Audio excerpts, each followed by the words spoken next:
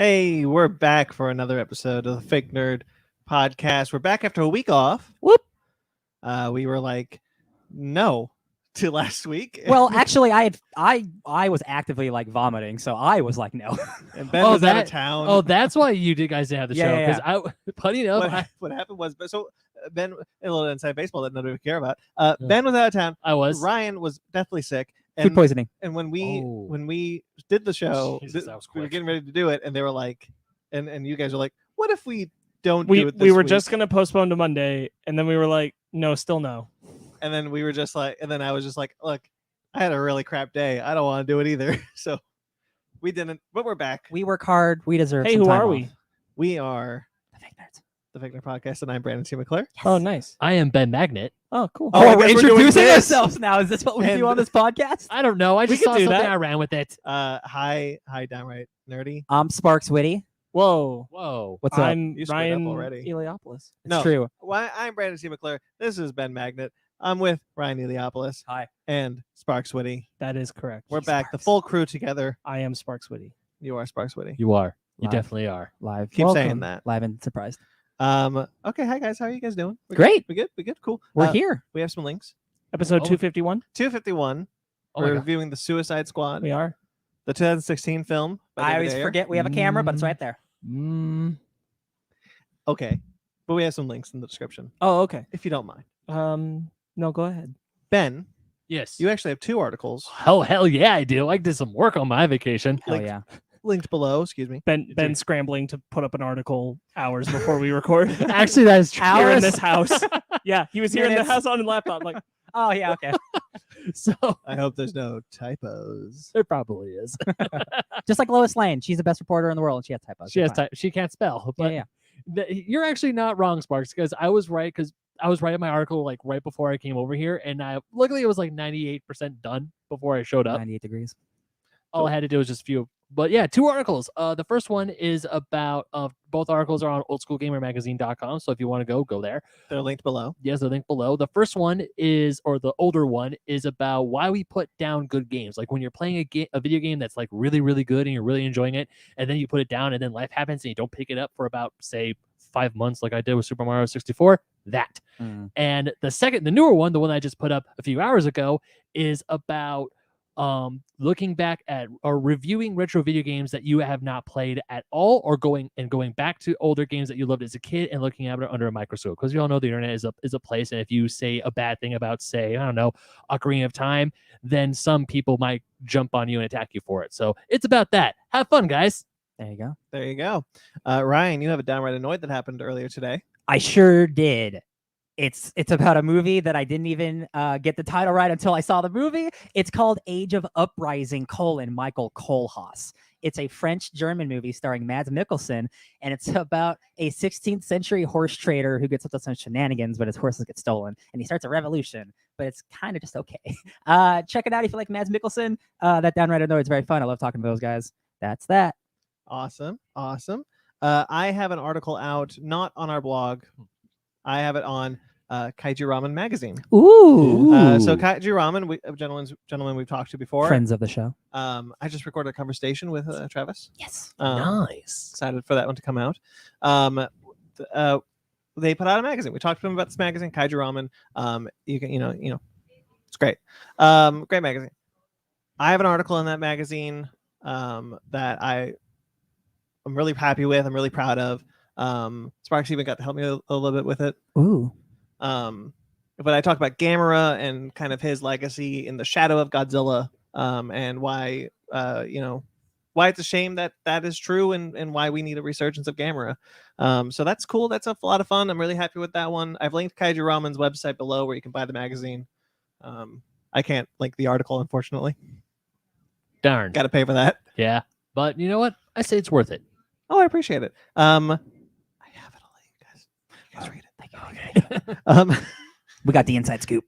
And on the network, we've got some cool stuff. I only put out one episode of Conversation in the time that we were off. Life happened. I had a really busy week last week, and I just didn't get a new one out. That is Ben Magnet's episode, so I'm sorry. I can Oh. actually say I'm sorry to you. Oh, that's Person. I was on vacation. It's fine. Yeah, that's the excuse of not putting out a pre-recorded interview. No, but the episode that is out, the latest episode is with Brandon Jacobs, who does the Up from the Depths YouTube channel, Yep. which talks about kaiju, giant monsters. You should definitely start the running gag here where it's like, actually, this person really needed it scheduled out this week. So, Ben, we're going to push you back.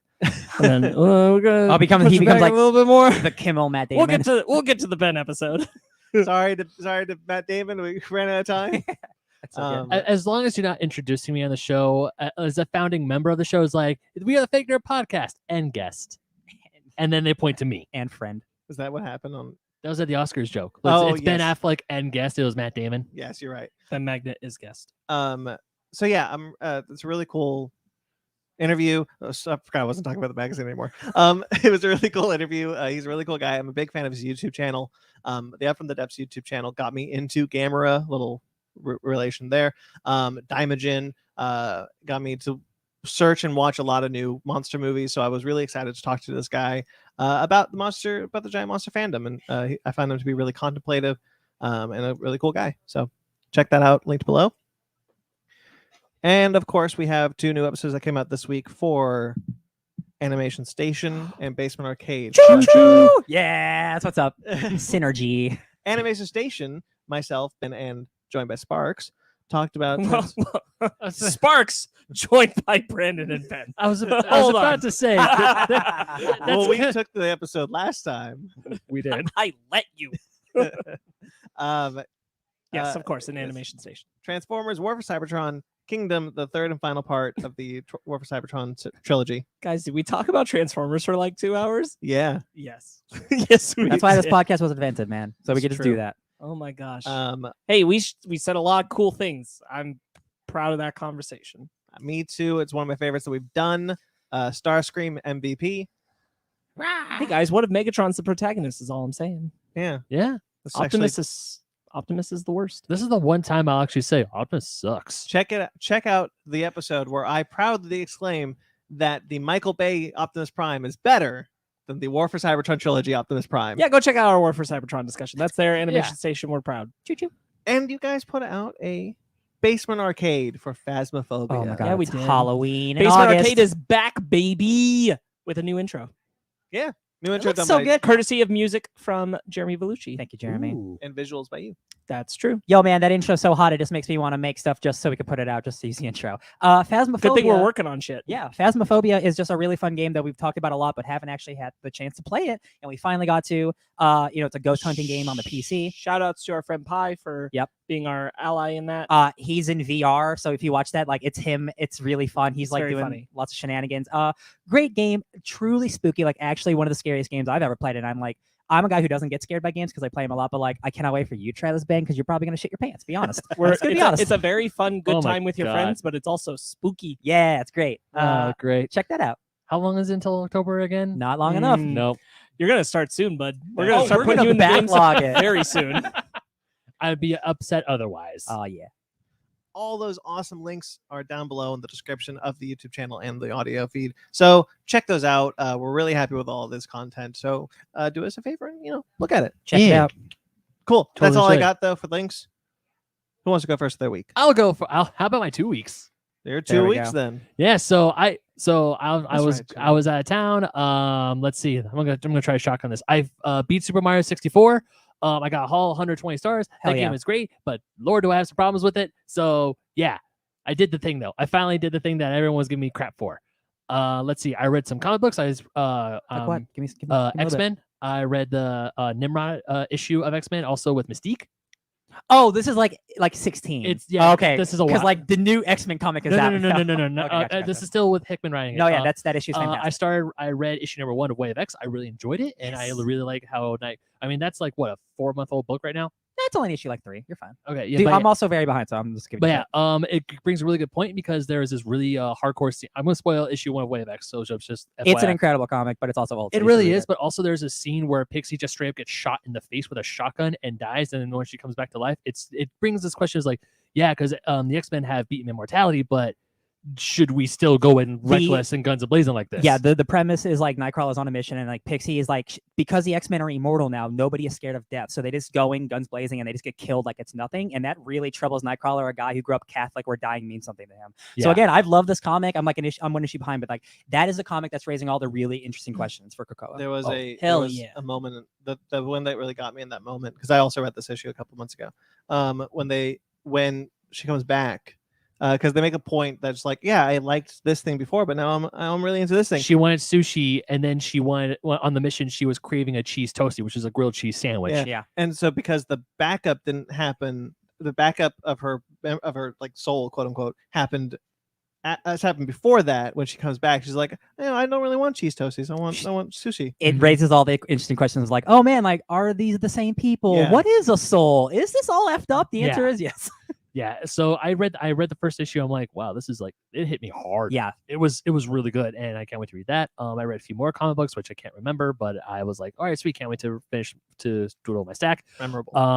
I finished reading in beta, which was the book I got as an Right. advanced copy to review. I'm going to write a review about it. It's going to be put up on the blog soon. I enjoyed it.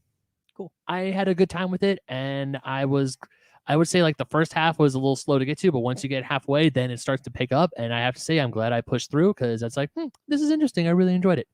The big thing I want to talk about is I was in vacation in Miami. If you check my Instagram, I was having fun in Florida. Welcome It was awesome. And one of the things, like you mentioned VR, my brother has a PlayStation 5 and he has a VR. I played Beat Saber for the first time, and holy shit, that got me onto VR. It's pretty good. That's a good one. No, it is just like the way the VR was set up, and like how you feel like you're in the world itself, because the VR headset, the PlayStation VR headset, has these little headphones that are like noise canceling ones, so you can't really hear the outside world. It's different. Like obviously when you're watching someone playing it on a screen, or like a YouTuber or whatever, or a Twitch streamer, it's not the same as actually having the headset on, and it is just nuts. Did we tell you about Brandon's first time in VR? I don't think so. I was high. The quick version is that he was high, and Oh. we definitely, like, Brandon was like, I'm not even sure what's up, when after he took the VR goggles off, he's just kind of sitting there like, Oh, what's real? I don't even know. And so I was like, don't worry, man, let me get that for you. And so he's like, no. Oh my god. That's awful. Oh, that's so sad. It's a lot of fun. I liked it a lot. Oh man. Yeah, so my brother, he was a gracious host. He gave me his PlayStation 1 Mini Classic that he did on. He also gave me his PlayStation Vita that he hasn't played in months or years. So he's like, take stuff home with you. I'm like, okay. You just leave with his couch. I was like, wait, not that. Ben, I got a cool fun fact for you. I was just listening to a podcast, like a PlayStation centric one, and the Vita is like one of the best consoles that ever come out that nobody bought. Right? Like it was really cool when it came out, but unfortunately nobody bought it. That is the only way that you can retro play Final Fantasies 1 through 12, in a very easy way. It is the only system that has 1 through 12 available on the Vita, whether it's through the online store or through like collections. And like the Vita is like the one place where like, you have all Final Fantasy there, but it's hard to get now. Only thing, so like, was that Nextlander? It was Nextlander. Yeah, you got the good podcast. So the thing about, also, as much as because I plan to get I was hoping to get like a bunch of download a few titles so I could play on the plane ride home, but I just finished up reading in beta instead, which is good. Unfortunately, the thing with the Vita, that's a huge problem. So my brother he bought a 64 gigabyte memory card. Yeah. That's like the biggest one that came in. And for Sony is like a bit of a bitch when it comes to this. So because like Nintendo Switch can take any sort of mini SD card on the block. It doesn't matter what brand it is, doesn't matter who made it. It can, as long as it's an empty memory card, it can read it. Yeah, PlayStation is even now, they're still not going to buy it. No, Sony was like you have to use our stuff. And for the PlayStation Vita, they made ones specifically for the Vita. Now, here's the rub. As cool as it is having a 64 gig memory card on it, my brother's account is linked to that memory card. So I cannot sign into my PlayStation Network account and download stuff on it. It has to be through his. So in order for me to download stuff on his new Vita through my account, instead of having to Venmo my brother and all that jazz, that's going to be a freaking headache, is I had to get a new PlayStation Vita memory card to do it. Yeah. And I haven't configured it yet because I still need to log him out of his Vita system, put the memory card in, and do it's a bloody process. It's annoying as all hell, But thankfully, I got a memory card for free from one of my good buddies, Roger, over at Frankenstein's. Thank you, buddy. I love free. Yeah, it's a 4 gig memory card because those memory cards for the PlayStation Vita are hard as hell to find and they're stupid expensive. Yeah, because the thing's out of print. Nobody. Yeah, it's freaking they don't need 'em. stupid. But besides that, PlayStation VR is freaking awesome. Also, guys, we all like going to the beach. Do we? I do. You do. I All don't right. do it enough. Have you swam the Atlantic Ocean before? Yes.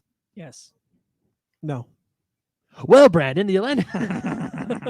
No, so especially my brother lives in North Beach, Miami, or North Miami Beach, and the water there is just So fine. it's just 10 times better than the Pacific Ocean. It's clean. I could actually see the bottom of I could see the top of my feet in the water. I could see fish swimming up to me. It's warm. It's like a nice lukewarm bath water, which because here in California, when you go into the water, it's super freezing cold no matter what time of year it is. Man, we want different things out of our beaches. Yeah, don't think I clean want a water. Who bath. wants that? Yeah, I mean the water. It's just clean. It's just gorgeous. Fish. It- But just so it's and also the one thing There's a difference between clean and clear. Like clean is clean on the Pacific Coast, at least up in Monterey. Like that's clean. Okay, It's just got Mr. seaweed. Monterey. I grew up in the dirty streets of Santa Monica where I'm picking stuff out of my feet in the Yeah, sand. yeah, sure. Santa de Monica. Yeah, you heard me. That's the proper Spanish. Well, one of the things I loved about swimming in Miami Beach was that there weren't any waves to beat the ever living shit out of you. You could just like float and just enjoy the sun and the scenery. It's just gorgeous. Welcome to Sorry. Miami.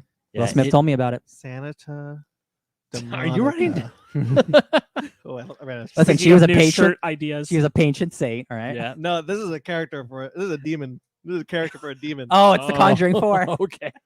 The last major thing I did in Florida, which I thought was really cool, was I actually got I went on a 15-mile bike ride through the Everglades National Forest or Everglades National Park. The Neverglades National Everglades. Hell yeah, we're God all on it tonight, baby. Neon Genesis Evergill Park. Neon Evangelion jellyfish. Everglades. Yeah, I went to Everglades National Park. I saw a few alligators. I saw some beautiful wildlife. It was just gorgeous. It was hot as hell, humid as hell. My God, Neverglades. I'm kidding. I'm he done. actually wrote that I'm shit done. down.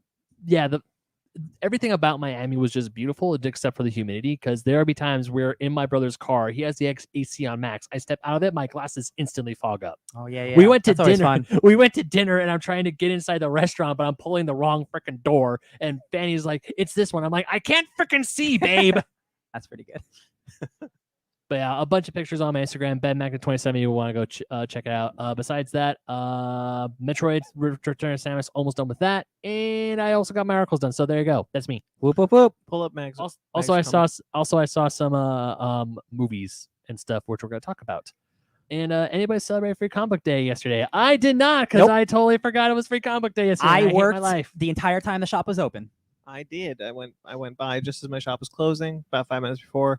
Got my free comics. I specifically wanted the Venom and the Avengers one. Nice. I was busy and I didn't mind missing it till I found out our local comic shop was doing like 40 and 50% off sale on trade paperbacks Yep. and hardcovers. And I'm like, okay. They were open later. I got to work and then they opened and then I left work and they were closed. Yeah. I'm like, that sucks. Nothing I could do. Yeah. I was this close to going yesterday, and I was like, I'll just wait till I get Should've paid. I done gotta save what money I have left, and then I'm in the car with these guys later, and they're like, "Oh yeah, Free Comic Book Day was yesterday." I'm like, "Son of They a usually got leftovers. bitch." They Usually. I'm pretty sure they will. Free comic book day. It was kind of, it's small this year, but Yeah. cool. It's cool to get some free comics. Yeah, it's always nice. Yeah, definitely. Who else wants to go the week? I'll go. Do it. Let's see. Last week, all I remember doing is watching Ghost Rider Spirit of Vengeance and playing my various games. Ghost Rider Spirit of Vengeance I can't say superior film, but it is a much more enjoyable film because the first one is kind of just like a melodic, like dull, just like, man, this is just a movie that's happening. Whereas Spirit of Vengeance I would has say it's superior. Okay, yeah, I agree. I think it's fun. I had a lot of fun with it, but like I can recognize that like I don't think it's good. I but don't it's- think it like reaches the heights it could, but No. it at least has a clear vision yeah, that it's giving to you. yeah, and it has an energy Yeah. that Nick Cage like it's funny because like Nick Cage is like this crazy performer, but like compared to Ghost Rider like 2, he's super tame in the first movie. The second one, he's like, it's burning at the door. Yeah. And I'm like, oh my god, this is the Nick Cage that I wanted from Ghost Rider. Yes. And like there is a lot more cool lore stuff. They do a really weird thing where they make Danny catch like the Antichrist, and he's like a little kid. Like that's fun. Oh, that's right. That is supposed to be Danny Ketch. And that's super weird. And like Danny Ketch is like now my favorite Ghost Rider. And I'm like, oh, he's just this little kid, whatever. But like he's in the movie. Blackout is a villain, and he is kind of like in the comics. In the comics, Blackout is a mechanical vampire. He has like mechanical fangs, and he can protrude like darkness around him like a vampire. But in the movie, they just do the thing with light where they put him on like a green screen stage, and it's like dark around him. It looks kind of bad because it's a low budget movie. Sure. But Idris Elba's in it. He's French. He's fun. Christopher Lambert is weird as hell in that movie. I had a good time watching it. Right. Right. Yeah. What happens when you have to pee? Oh my god, that was in the trailer, and I was like, "What's the context?" Is this? And it's Ghost Rider pees fire in this movie. Like, oh, it's awesome. It's awesome. Yeah. There's a scene you can just watch the trailer. It's in a trailer. I wish it wasn't, but like he ghost rides this giant excavating machine. That's a fair part. It's incredible. Yeah. It is so cool, and Yeah. the action in this movie is awesome. I'm like, oh man, Ghost Rider is a character who deserves to be. On I the think big that screen. movie has more good in it than bad. Yes. So It took- I'm happy to watch Yeah. that one. It Yeah. took heavily from like what Jason Aaron was doing with Ghost Rider at the time. And I really like that's not the same statement, but I know they're paired together. But I really like the idea that it's not a motorcycle that he can make into a Ghost Rider Yeah. vehicle. No. It's anything. Notably, they did motion capture stuff for Nick Cage in the Yeah. second one that they didn't do in the first. So like a lot more of his performance is able to be part of Ghost Rider. So he like did weird ticks. And He's things more with it. animalistic, and like Yes. he's more like He made him very "Arr." primal. Yeah. Yeah.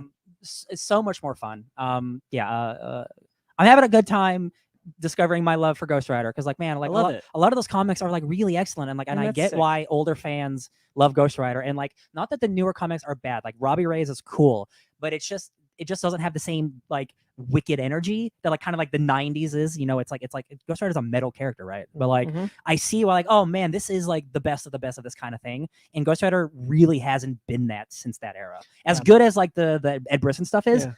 it just never really captured it. When I like the Ed Brisson stuff too. Yeah. When Robbie Reyes first showed up as Ghost Rider, it was very different than where he is now as Ghost Rider. Yeah. They definitely toned him down as he became a bigger player in the Marvel universe, and that's a shame. It is still cool to like the Ghost Rider thing of like, oh, they can possess anything, any vehicle, and turn it into a Ghost Rider I machine. love that so much. Yeah, it's awesome. So yeah, Ghost Rider's cool. I watched a bunch of stuff with you, and I don't even remember this week or last week, but most of it involved either Motherlands We'll or talk about 'em. Supermans. Sure. Let's just talk about them. yeah. Hey, I kind of have the same thing to say about Motherland and Superman and Lois from this last batch that we watched. Yeah. Most recent episode of Motherland, episode 11 Mhm. of Superman and Lois. Both of them had plot elements where we were like, oh, they could drag this out for like episodes. They're not gonna get to the conclusion of this. Mhm. They do in that episode. They're just like, oh no, we're just going for it. And I'm like, oh, we're just moving, I guess. Motherland's incredible. I'm gonna say it every week until that show's off the air, and then I'll be like, y'all need to go watch Motherland. Like That's true. not enough people are watching that show. I guarantee it, but they should be. Last week's episode had a thing where like people didn't want to be seen, so their faces they can like witchify their faces, like blur it out like they do on TV, but it's just like do that in real life. It looks really cool. There's a lot of really cool special effects uses in this show, like every episode. Just a really cool show. And Superman and Lois, man, just like I love that show so much, and like it astounds me how much I care about like the sidekick Smallville characters. Like I really like Jonathan and Jordan's like friend Sarah, and she's just like this teenage girl, and like they're all good. So they have this excellent scene where like Jonathan and Jordan both know like what's happening to their friend's dad, and they're like, oh, so he's like apprehended by the government. I guess we should just kind of keep that on the down low. And then Jordan's like, no, we're just gonna tell her. No, we're just gonna tell her what's going on. And Yeah. they just like going straight up, and it's like, we're really sorry, but like you should know that your dad's not being an asshole, and your mom's not being like unattentive. It doesn't do and, the like, CW things are bad. where like and it something's- prolongs drama for Right. episode after episode. and they're like, something is actually wrong, and if it helps, we could go see your dad, and you could know like that it's actually wrong. And I'm like, wow, Yeah. way to stick it to some of these other shows. Like, just cut the bullshit. Holy crap! Continue to be impressed. Superman by and that Lois show. is fantastic. Yeah. Motherland is also super good. They're doing really great character stuff. So Yeah. yeah, I love watching those shows. We saw The Green Knight last week. Yes. We initially talked about reviewing it, but I don't think we're going to anyway. The Green Knight is probably my favorite movie of the year. It is a wild movie that I just never. It's a type of movie that just doesn't get made anymore, and I understand why people don't like it. It's made for me, baby. That's all I need to say. What else did I do? I read a couple comics today. I read Superman, Son of Kal-El by some people. It's Tom Taylor, and I'm sorry, artist, I forget your name. Have you read that yet, Brandon? I don't remember. You don't remember? I don't remember. Shit. It's really good. It's a really good first issue. Damien's in it, so like, there's some Super Son stuff. Just so good. Tom Taylor has maybe the best heart in comics, like right now. Like, he is a dude who just like knows how to hit the emotional punches of like, yo, man, we're friends and love's great, and like you can be Superman and it's okay. It's really great. I read X-Men #2 by Jerry Duggan and Pepe Larraz. Hey, I like that issue more than the first one. It's really fun. The villain's Cordyceps Jones. He's a space monster who runs a gambling casino where it's basically like South Park. We're like, hey, who wants to bet that I could beat up Earth? No, and it's just like a big betting casino. It's really fun. And then I read Batman 89, and that is awesome. That feels like a sequel to that series. I am so happy that comic's so good. Joe Quinones' art is so good. It's introducing a lot of the elements from the Bat family, like Robins and Two-Face and all this stuff. That's really cool. I think that comic's really great. That makes me really excited for Superman 78, and that is my week. Hold up real quick. What up? Magus is talking about the Green Knight, saying Green Knight was really out there. Yep. And Downright Nerdy is straight up saying that it really was horrible / deceiving marketing. Yes, we talked about a little bit on Downright Annoyed. I still think, when you watch a movie from A24, you should kind of know at this point that it's not going to be like a big action movie. But like, I understand where he's coming from, where like the marketing made it seem a little more Lord of the Ringsy than it actually is. That movie is not Lord of the Rings. Okay. Yeah. Sparks. Oh yeah. Okay. Crack it open. Jesus. What do you think this is? We hate movies. I really like The Green Knight. I definitely didn't land on it quite as hard as Ryan did, but I did enjoy myself, and it's one that I enjoyed ruminating on since I saw it. Nice. Yeah. I do enjoy that. It's a movie. I haven't thought about a movie more this entire year. Like I would probably agree with that. And people at work who aren't movie people saw it, and they ask me questions like, "What did you think about this?" And I'm like, "That's how I knew a movie has like permeated your mind, is when so many people are constantly talking about it." Yeah. Great, love it. Yeah. So we talked about Motherland. We talked about Superman and Lois. Recommend both those shows. Go out there, watch them. They're available. We talked about Transformers War for Cybertron, which I watched, so I'm not going to. That animation station is there. Plenty of that. Also watched What If. That came out. We are not talking about that yet because we're going to make a Fake Nerds Watch episode later this week about the first 2 episodes. So I will save my comments for then. Check it. One other thing Ryan and I did together that he didn't mention is Back for Blood. We played the beta. That's right. Oh, right. Oh man, I wish he could have done more of that. Yeah, I do too, but schedules were just poopy. I enjoy what we played to that beta. As we went, it impressed me more.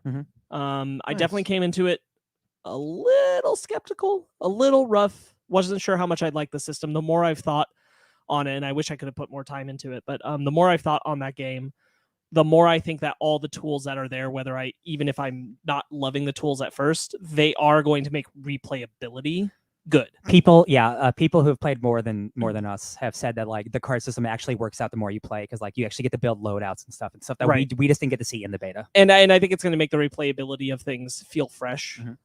So I really like that. I do want to spotlight, like, it has a couple of moments that are like fantastic set pieces that are not things that Left 4 Dead ever got to do, not on this scale.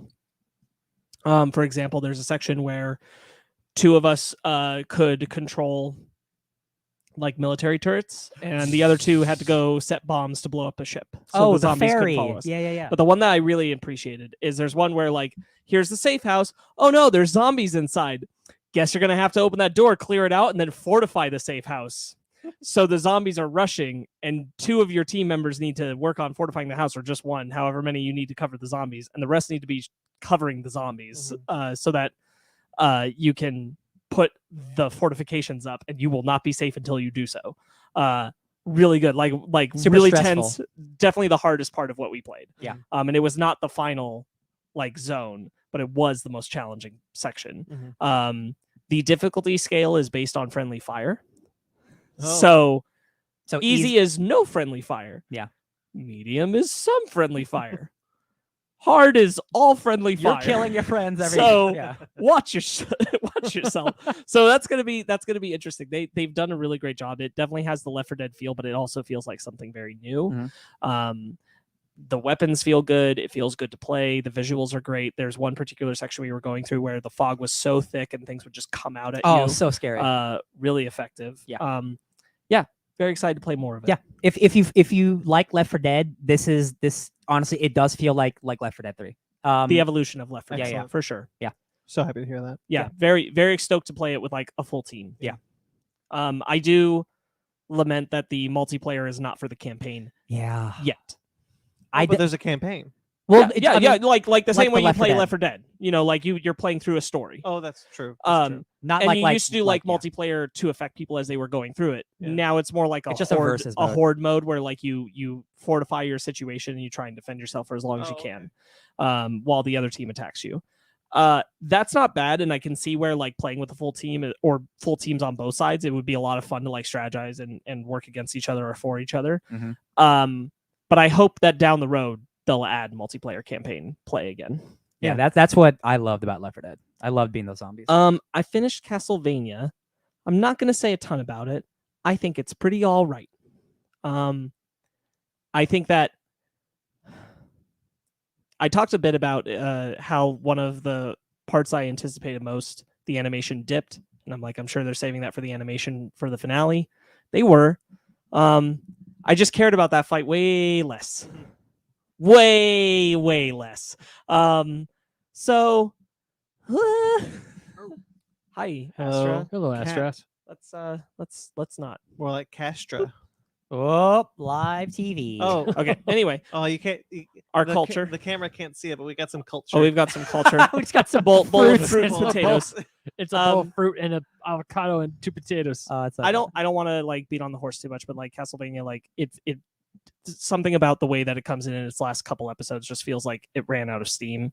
There's some really incredible visual animation stuff, but also like our main heroes are fighting people that like I don't give a crap about who they're fighting because we haven't spent any time with those characters, whereas the show before had been like building up to these conflicts. It's just Right. kind of like, here's tough people, and I'm like, cool, and they do cool visual stuff, and I'm like, neat, and then we move on.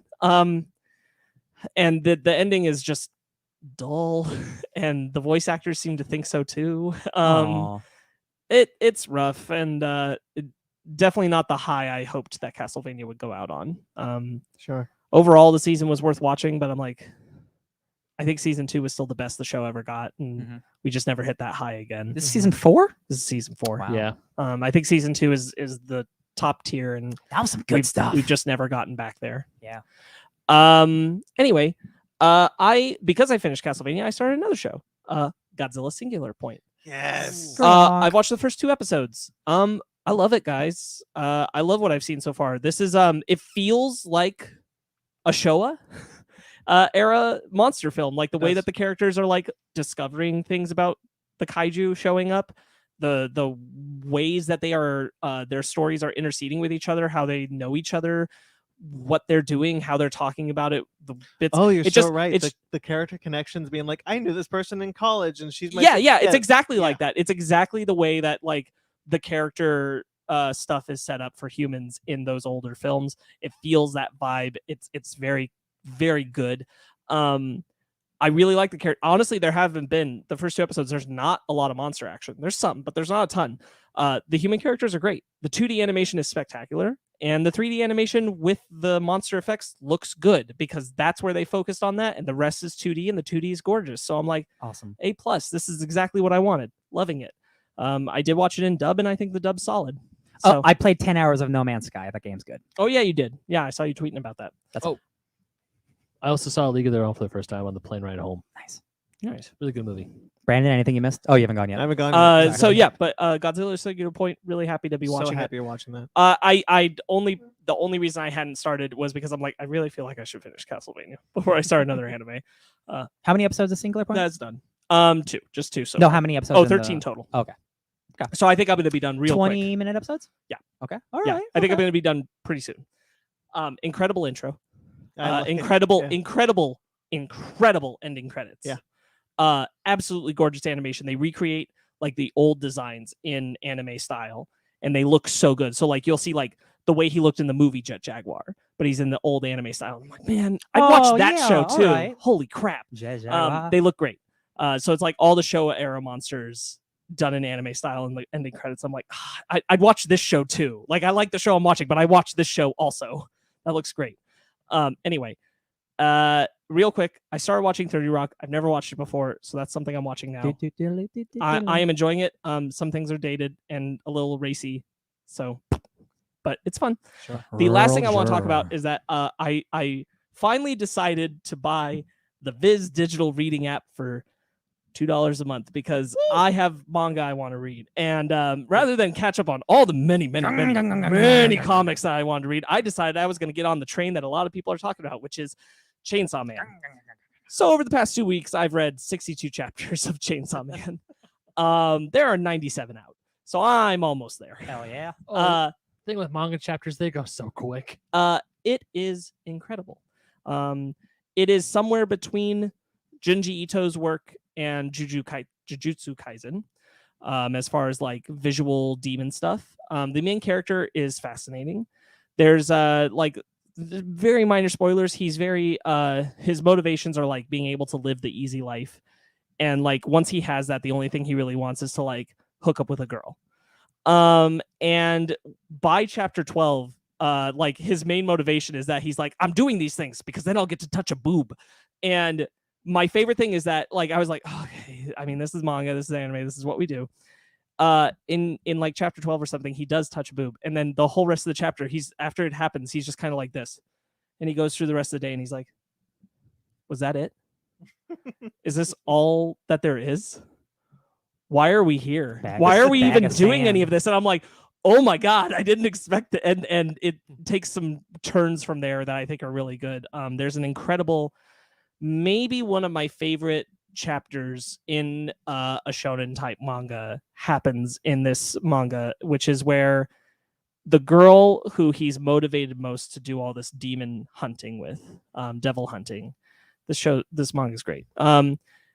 He gets coerced into going on a movie marathon date with her. So they just go to movie after movie after movie at the theaters. And they both are like in crowds of people who are reacting, and everyone is reacting the same way to the films. And he's confused why she isn't. He's like, why am I not feeling these things? And then he looks over at her and she's never feeling these things either. And when they get out of the movie, they both think like, that was so stupid, it wasn't funny, or blah, blah, blah. And they get to the last movie, and they're the only people, like, so all these have been like crowded ones. And it's like, yeah, this one, a lot of people don't seem that into it. Like they don't get it, that kind of thing. So they go and see it. And they're like the only people in the audience, except for like one or two. And all of a sudden out of nowhere, he's like, oh my God, why am I crying? What happened? This isn't even a poignant scene. What's going on? And he looks over at her. She's crying too. And they get out and they're like, that the whole day of movies was worth it for that film. And like, that's what the chapter is about them recognizing that they like value the same things in art. And I'm like, man, that's awesome. A good chapter. I love it. Sparks. Mag is saying that you'll have a good time with Chainsaw Man. I already am. I'm deep. I'm in Chainsaw Man. I could not be deeper. He's 2/3 of the way done. Yeah, over. Yeah. I highly recommend. I'm sure that anime is going to be great. Looking forward to it when it comes out. Really glad that I took the dive on it. I think it's a unique world, and unique take on a lot of shonen tropes. So that's it. That's it. Nice. Okay, my turn. I should have gotten this ready before. Oops, here we go. I watched Shazam. I watched another DC Extended Universe movie, Worlds of DC, whatever the hell they want to call it. Movie this week that we're talking about this week. But so I wanted to see some of the other ones I like. So I watched Shazam. I was going to watch Birds of Prey, but I didn't get time. Shazam definitely relates more to Suicide Squad, so it's a good choice. Yeah, I think so. Yeah. Sorry. I really like that movie. I still really like that movie. I think the movie was great. I don't have a lot to say about that. I'll do this one next. I watched Space Jam: A New Legacy. I actually just watched that yesterday. Yep. It's bad. Also. So winter is coming. Winters are coming. It's my God. You know what? Here's the thing. It's really bad. I will say that I think there is value to children in the basketball sequence. I do not think the journey up there kids are interested in at all. Because it's just a bunch of, look how cool these classic Warner Brothers movies are. Remember Casablanca and The Matrix? But are kids into basketball? That's where on the other side of that. But I mean, when we were kids, we had like Mike, we had Space Jam, we had tons of basketball kids. Well, because Michael Jordan, right? like Mike so as Michael Jordan. I think that there are kids these days that could find interest in a basketball sequence like that. My rebuttal to that is that, like, even if kids are into the basketball game, they don't have the attention span for an hour of basketball game. It's way too long, far too long. Yeah. See my piece written about it this coming week, or I'm leaving this podcast. Finally. So, it'll be out. It's a threat. Sparks mentioned that there's a sequence where we go to Wonder Woman World, which is just a comic book. That, oh yeah. Great animation. Gorgeous animation that I was like, damn. It's a part of the movie everyone should watch. Yeah. You YouTube, can watch this baby. whole movie on YouTube. I'd say just watch that sequence. Unfortunately, the only thing from that movie I saw was Foghorn Leghorn dressed as Daenerys frickin' Targaryen saying, I'll say, winter is a coming. I was like, what am my eyes witnessing right now? The last thing I want to mention is, and now I know how they did this, because I watched Corridor Digital did a visual effects artist reacts They're the best. to Space Jam: A New Legacy, where they talk about the backgrounds at the basketball game. I think I watched this like earlier today. Yeah. And they talk and we see how they filmed that sequence, and they filmed it in kind of like chunks, and they had people dressed up and in the thing, and most of them are just kind of doing looped reactions, like they're not reacting to the thing, they're just kind of doing like, yeah. Woo. There's a scene where the penguin is just not even staring at the game; he's just looking off in no direction. It is so obvious that these extras were not given specific instructions. Yes. Yeah. And like, there's this one section where Pennywise is prominent in the background of a shot, and like this person has no idea who Pennywise is. Yes. Absolutely none, and it's obvious. Yeah. The distraction, the backgrounds of these are a huge distraction of just the worst people, the worst lookalikes I've ever seen in my life, in Spirit Halloween costumes, and we should be ashamed. That It's like all the Hollywood Boulevard actors Yes. for Warner Brothers properties. We are should be filming that. ashamed that we put that movie out in 4K, because in any other thing, like maybe DVD and down, you would never have noticed those people. VHS. Yeah. The They DVD and just down. contribute nothing. It's awful and You'll- distracting. I'm writing. I the thing. can't- I'm not worried about it. I My can't- opinion will be out there. Come on and slam. As I was watching that sequence, I found myself looking into the back room far more than I was watching the basketball. And it wasn't because I wasn't interested in the basketball. It was that there was just so much going on in the background. That's a mistake. It's the Iron Giant. Look, I grew up with them. Remember, watch the- remember the Iron Giant? Okay, so like the worst thing about the way they structure the extras, and I'm just gonna say this real quick, it's in my piece, but is that they cheer for everyone. They have no stake in this, and they should, They just love games. because the guy orchestrating against the tunes is threatening to delete them and also has that same control over the rest of them. So the IP should have some kind of reason they want one side to win over the other, but they just cheer for both sides when they do well. Ben, do you know what the villain's name of the movie is? Algorithm. Algae Algae Rhythm. Rhythm. Oh, Algae Rhythm. Yeah. See, I was hoping you would know, but you already got the algorithm. What I a know, what a it's missed so opportunity cute. to have Al Gore play Al Gore Rhythm. Oh my god. Or I knew it was like some. It was like some freaking spin-off of Algorithm. I knew It's so that. silly. It's very stupid. It's Serververse. probably one of the most cynical blockbusters I've ever seen. Hell yeah. Only because it It hates itself. hates itself. You can tell it's cynical. The thing is, look, the first film was no masterpiece. The first film is a cash grab. It is a Nike and Warner Brothers cash grab. Doritos and Taco Bell. They were just like, this movie is going to do well because the commercials did well. That's fine, but the movie doesn't feel like it was made because of that. Yeah. This one feels like it was made to be like, look how cool Warner's is. Remember the Matrix? And I really just didn't enjoy watching it. It's also 30 minutes longer than the first one. Is South Park in this movie? no. They're Warner Brothers, right? HBO man. They're technically Viacom because isn't I don't think they are owned by Okay. Warner Brothers. Because I'm like, is there? I think it's a licensing deal that they're putting South Park Gotcha. on HBO Max, but I don't think Warner Brothers owns them. Okay. I was like, are we gonna see a little like Kermit? No. Dude, Taylor Sweet. Oh my god, LeBron. I've been having a tough time and things are starting to look up a bit, but I needed a pick me up, so I watched Dragon Ball Super Broly. I've heard of that movie. Broly, Real quickly, Ben, look at the chat. Broly. Oh. Yeah. Mag says, Ooh, there we love the go. DC world. Worlds. Yeah, worlds. Worlds of DC. Blur. Downright Nerdy says Doritos and Taco Bell, a staple of my diet. Ours too. Hey! And so Paramount owns South Park. Gotcha. Okay. Actually, Ben was right then with Viacom because Viacom Nice. owns Yeah. Paramount. Yep. Yeah, because I know Comedy Central was whatever. She used to be the other way around, funnily enough. Okay. I watched Dragon Ball Super Broly. That movie is a comfort movie of mine. That movie rules. It is definitely in my top 10 favorite movies of all time. Ooh. I think about sequences from that movie all the time, and I really need First person punching. It's so good. It's so good. Here you go, Frieza. That's so funny. Just the Frieza.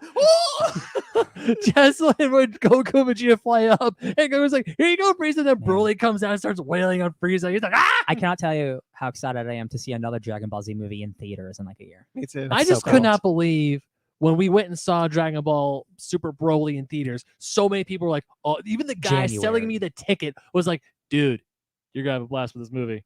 It Hell was. yeah. Straight up, looked me dead in the eye and said, "Yo, this movie's legit, man. I You're gonna like it." I watch that movie every now and then. And one of the things that I always forget is that 30 minutes of the movie is just the story of the Saiyans and Bardock. Mhm. Yep. Yeah. And I'm like, damn, okay, we're at Bardock's doing and then there's a bit where he's like, look, if I'm wrong, we'll just go to Earth and save him. And That at movie's least so we- good. and I'm just like, man, And he's more Superman than ever before. If you wanna hear more of us talking about Broly, there's an episode for that. Yes, there is. You have to dig for it, but it's there. January 2019, y'all. I have not changed my opinion of that movie since that moment. I think the movie is just so good. Broly. I watched another movie this weekend. We were actually going to talking about reviewing this film, but we didn't because we pushed the Suicide Squad. We got postponed. And because honestly, at the time, at least two of us were not into it. Yeah, that Um, changed. Free Guy.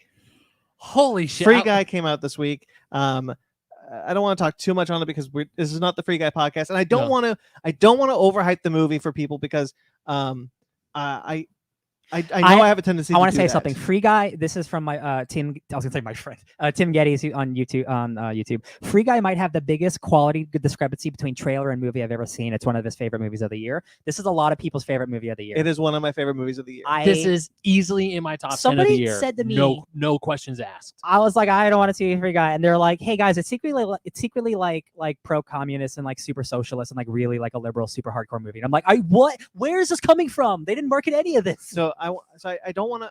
I'm really happy that people are referring to this. I don't want to overhype it because I think I don't want to get people's hype level too high that it disappoints. Downright Nerd knows what's up. Downright Nerd did go see it and messaged me about it. He saw it, he really loved it. Yeah, I really loved it. It's in my top 10 of the year, hands down. The world is far more inventive than the trailers made you believe. Which was really great because I remember watching the trailers. We were concerned that the world would just kind of be live action. Like, how are they Just going? like GTA Lane. Yeah. Yeah. I find the world much more inventive than I anticipated. I really think they pushed as far as they could go in this format with that video game world. It's where it wears its heart on its sleeve. It's super funny. I was in stitches the whole movie. Loved it. Dude. I was so glad. And when I get out, I texted him. I said, Ben, you need to see this. Immediately, he texted me. He's like, "You gotta go see Free Guy." So I convinced Fanny Because to you were the one who was because Ryan was kind of like, I mean, I'd do it if we want to, but you were like, I don't want to do it. So I knew watching the movie, I was like, Ben needs to see this. And somehow I was like, Fanny, you want to go see it? She's like, sure. We were dying. And there were so many awesome gag jokes. There were so many subtle references to video games in that movie that I was like, oh my God, this is hilarious. And I'm just going to say it. I think this is a better video game movie than Ready Player One. Hey, you should read the comment he just Downright made. Nerd, he posted a comment. Downright Nerd, way better than Ready Player One. Because I was even thinking about this because this and in beta, there's a lot of parallel thoughts between that book and this movie. And the one thing I'm really glad about it. I mean, there are some gag jokes that are kind of in your face, but they work. There's some really great. There's two at the very end of the movie. I'm not gonna say what they are because I want you guys to witness it for yourselves. Witness me. That I was just dying in my seat because they are so funny. You know which ones I'm talking about. Of course, I know which one you're talking about. And I'm just like, the one thing I love about this movie is that the references to the video games, they're subtle. It's not like Ready Player One where it's like in your faces, like with Space Jam. It's like, look all the things we have. With Ready Player One, it's like, look at all the 80s nostalgia we can cram down your throat. There's also actual YouTubers, actual gamer Twitchers. Twitch streamers. That's what initially made me scared because that's not normally. And a good sign. honestly, incorporated very well. It did, yeah. Like if they weren't in there, I would be upset. There's a lot of things in this movie that do reflect what a lot of stories in the current video game industry, which take profits over quality. I totally, as soon as you said that about like the liberal agenda and whatever, I don't mean to say it like that. No, yeah. Sometimes you start a sentence and the wrong words. I know what come you out. mean. Yeah. When you said that, I was like, oh yeah, totally. It's very much like I haven't seen it, but like People Against the Man kind of movie. Yeah. Yeah. Are you working morning on Tuesday? All mornings, baby. Okay, we could go Tuesday night. We can go Tuesday night. I'll free guy my Tuesday night. Mag is saying I love how it's even an emo in Fortnite.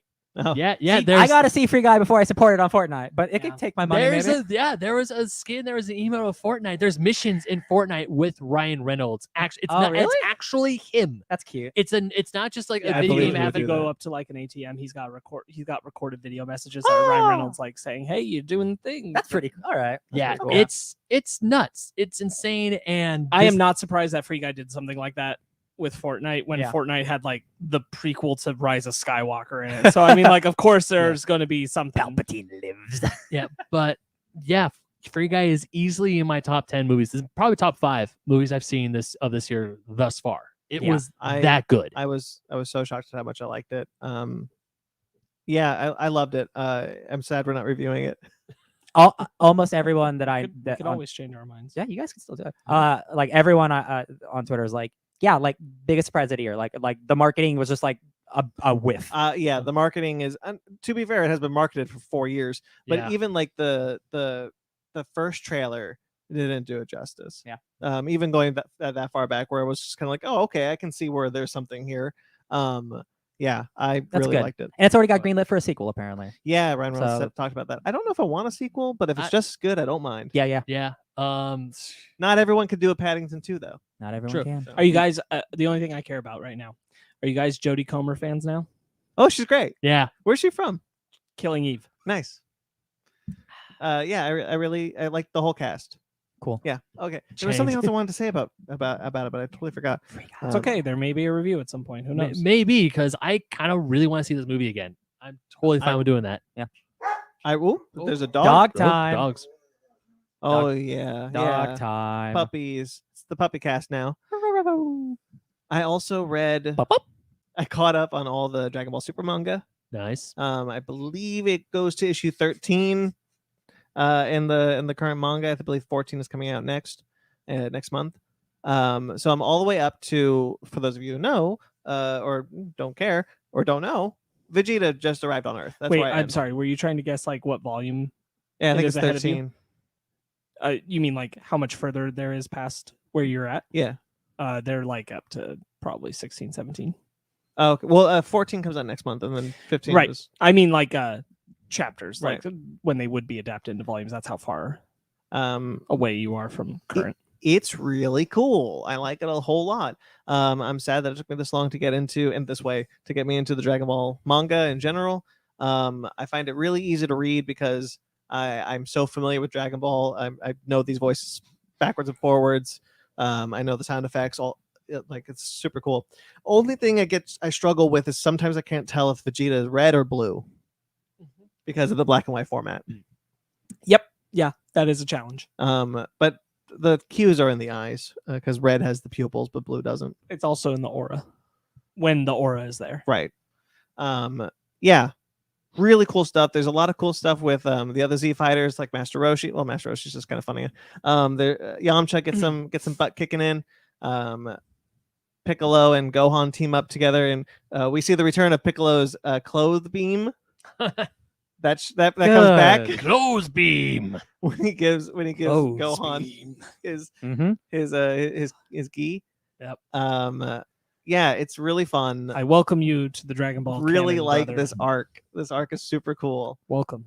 There's a backup comic where Frieza is informed about what's happening with Moro, and Frieza is like, there's plenty of, and they're like, well, if we interfere with Moro, then we could get arrested by the Galactic Patrol. And it's like, it's a big universe. We can go somewhere else. True. So we don't need to deal with this.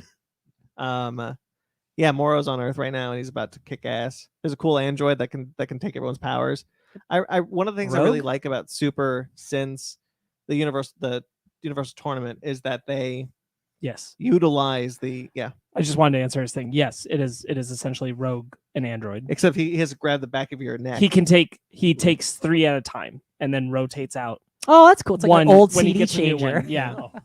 What was I saying about And ever since the Universal Tournament, right? That's what it's called, the arc.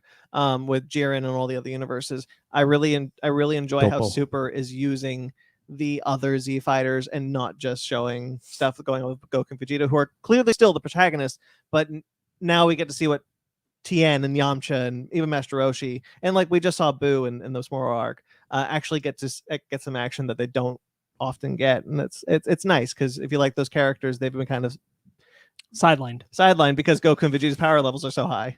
yeah, They can't even match they're them. gods now. Even Gohan and Piccolo talk about it in this arc, and they're just like, when did you guys pass us that far? Like, when did that happen? God of destruction. Yeah, I really like it. I watched I read the first issue of the new Moon Knight comic. I read comics today, and I looked for my Moon Knight #1 because I know I bought it, but I have like 200 comics stacked on top of each other, and I couldn't find it. That's fair. Dang. Yeah, I try to read all the first issues so I make sure that I want to pick up the series. Mhm. That way I don't get too far behind. So I did read the first Moon Knight. It was really cool. I really liked Moon Knight. I haven't read a lot of his stuff, but I really liked what I've read. And I want to read more. So it's cool to have like this cool new direction from Moon Knight now that he no longer has Khonshu talking over his shoulder after the Avengers. Yeah, there's a cool new villain that I think looks cool and I hope is cool. Yeah, I like it. It's cool. Hell yeah. I started reading Transformers for various reasons. I was in a Transformers mood. Ooh, we talked about that. And I wanted to read some of the comics. So I have owned for a long time the Transformers IDW collection, Volume 1, which collects the first run of the first Transformers stuff that they did. And it's kind of in chronological, like preferred reading order kind of thing. It's kind of jumbled around, but it is everything. I've had it for a long time, and I keep thinking like, oh, I'll read it next time. But now that I had Transformers on the brain, I was like, well, I think I'm gonna finally pick this up. And I made sure that Volume 2 is still in print, and it is. Really cool. The first story in it is Megatron. So if you want to see more cool Megatron stuff, all hail Megatron. Yeah, it's like his origin story. It's cool.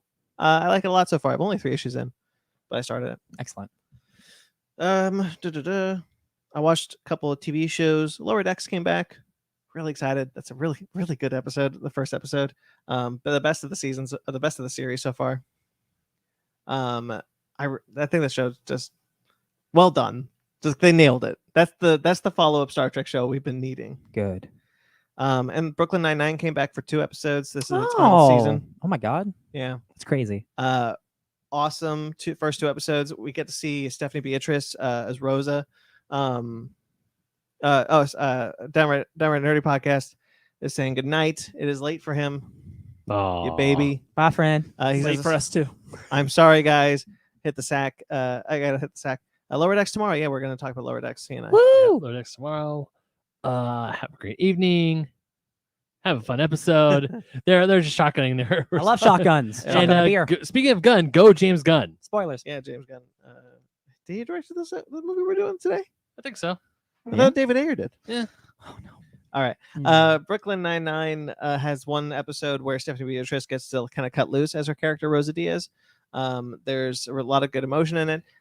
The thing that's important is the first episode deals with Black Lives Matter and Blue Lives Matter. Oh. And I would need someone to tell me whether or not they did it well. But I do think they tried, and the attempt at least needs to be admired. I'll tell you what. I haven't seen anything negative about it yet. So, Yeah, so neither they have I. definitely didn't drop the they ball. didn't drop the completely. ball because I feel like I would have known about it at least Yeah. if they did. I think I would have too. I think I would have heard about it if Yeah, it yeah. had gone like really off the rails. It might not have been like 100% like good job, but it certainly didn't like land in the.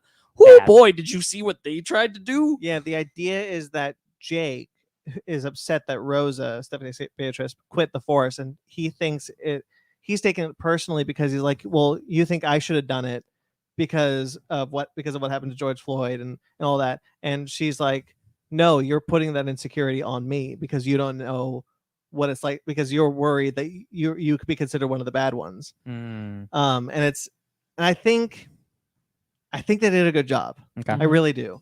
The attempt at least should be admired. Sure. And it's a good way to kind of like, we're doing a cop sitcom in a time where maybe we don't like cops. Right Yeah, it's honestly like, yeah, good on them for even trying it. now. Yeah. It is this last season though. They decided to end the show at season 8, and it's only going to be 8 episodes, I think. Will they have a total of at least 99 episodes? We'd have to check. Come on, guys. And then I've been watching season 3 of DuckTales. Woohoo. I think I'm about halfway now. You had that much. There's a cool Darkwing Duck crossover. There's a lot of fun of those old Toon Disney's cartoons, like there's Rescue Rangers, which is got a really cool episode. I think you told me about what happens in the episode for Rescue Rangers, and I really need to watch it because Yeah. even throughout the first 2 seasons of DuckTales I've been watching, they sprinkled in a little Disney Afternoon, Toon Disney cartoon references in there. There was a gummy bear reference in season 1 that I'm like, oh shit, I remember that. Yeah, the Toon Disney cinematic universe happening on DuckTales. The TD over CU. 99. Cool. Darn. We Screw need to them. cancel a couple episodes to make it exactly. It does kind of feel like, they should have gotten to season 9. Just saying. Ended on season 9, episode 9. Just saying. Yeah. Yeah, I really like DuckTales. That show rules. One of the best remakes ever. I don't mind saying that. I haven't started season 3 yet, but I wholly agree with you that show is just awesome. What's the guy's name from from Rapunzel's Tangled Adventure? Aladdin. Oh, James Monroe Iglehart. Yeah, he plays a character in one episode. He's Sure, really I cool. believe that. He does a lot of stuff with Disney now. Yeah, he's really cool character. Yeah, I really like it a lot. I hope. Oh, Stephanie Beatrice is in it too. It's weird, just connection there. Yeah, I really hope that Darkwing Duck show coming to Disney Plus is connected, because I'd hate to see this universe go away. Oh, let's get dangerous. And then I played a lot of Lego Marvel Superheroes 2. I talked about it a bit last time. It's a Lego game. It's a lot of fun. I like it. I've never beaten these. I haven't beaten like the current Lego games 100% in a long time, because I find their open world to be tedious, and just after a while I don't care. So that's why I never finished Lord of the Rings, which is kind of a bummer because I like that game. I really enjoyed playing through the game again, playing through all like the levels again to get all like the 100%. I really like the story of the game. It's a fun Kang story where he takes all the like different places of time and universes and puts them all in one and calls it Chronopolis and rules over. So that's really cool. And then I decided, I was like, you know what, I'm gonna beat it 100%. I'm gonna do my best. I got the itch to play something with Kang. I'm gonna do this. I'm now at 98.2%. Get that platinum. You got to finish it. You are so close. You've already grinded this much. Yeah, I have all but one character, and I have no idea how I missed this guy, because I'm not missing a character on the map. I think it's the Ragnarok Grandmaster, because I already have a normal Grandmaster, so I'm missing his variant. The Jeff Goldblum. And I'm just kind of like wondering, like, how did I miss this thing? What are you gonna pull up? Yeah. So Mag's saying we still need to find out what happens in Negaduck. We do. We still need to Ooh, find out, spoilers. but no spoilers, mate. No spoilers. I'm not done. Sparks hasn't even started season 3. I haven't started season. I don't 3 even know what either. DuckTales is. Yeah, it's about ducks Oh, and their that's tails. Too much information. Oh, I'm sorry. What was I saying about? Okay. So I just Kang. so I don't know how I'm missing this character, but I have all the characters. I went through the missions to get all the things. I've gotten all the gold bricks. I've gotten all of the Stanleys. I can help you. If you go to your trophy list, if you look at because you're playing on a PlayStation, right? Yeah. If you go to the main menu and look at the trophy list, it'll tell you what trophies you're missing. So it'll tell you like, oh, you have 100% or you have 90%, and it'll tell you which ones are missing. And then you can use a guide to tell you which ones you need to get, stuff like that. Okay. Yeah, but check your trophy list. Yeah, but I've got almost. I've got, again. I'm just missing that one character, but I've gotten most everything. I don't have all the mini kits yet. I'm missing a few. I find the gameplay to be a lot of fun. I think it's really inventive with how like they incorporate other versions of characters like Tony Stark. Like most versions of Tony Stark can take off his armor and just be Tony Stark walking around, Mhm. and then he calls his armor and does the thing. Like Hulk can transform and de-transform into the thing. Oh, but I was saying I found all the Stan Lees, so I unlocked, as per his tradition in the Lego Marvel games, you can play as Stan Lee.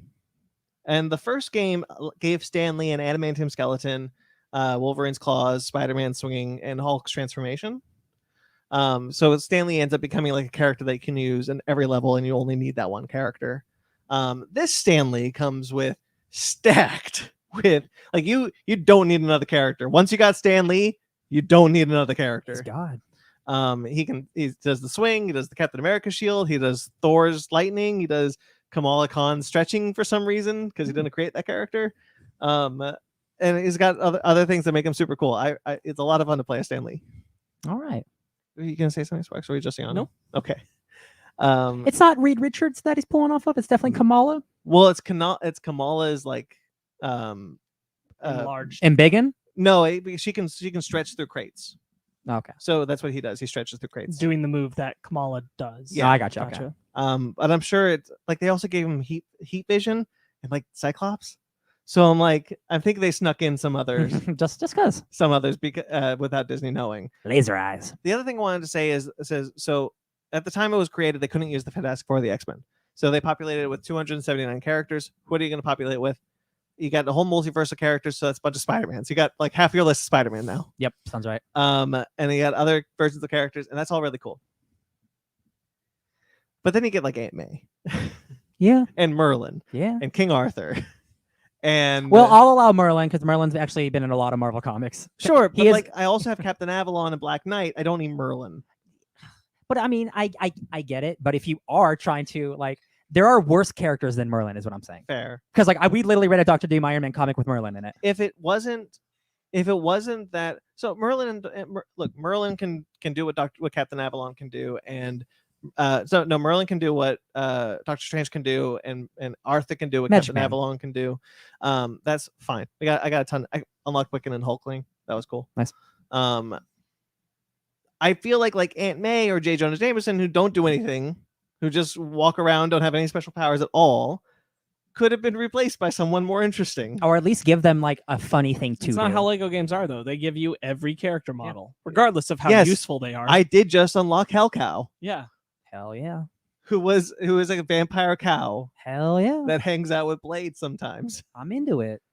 Because I unlocked Blade at the The, same the time. Jurassic Park game, like you get like, this is the Jurassic Park security guard that's white. This is the Jurassic Park security guard that's black. I Yeah. guarantee you the Lord of the Rings game has like the dumbest, smallest, like, oh, it's the pub owner from the Babbing Brook. Well, they had less characters back then. That's true. Because they keep upping the character count.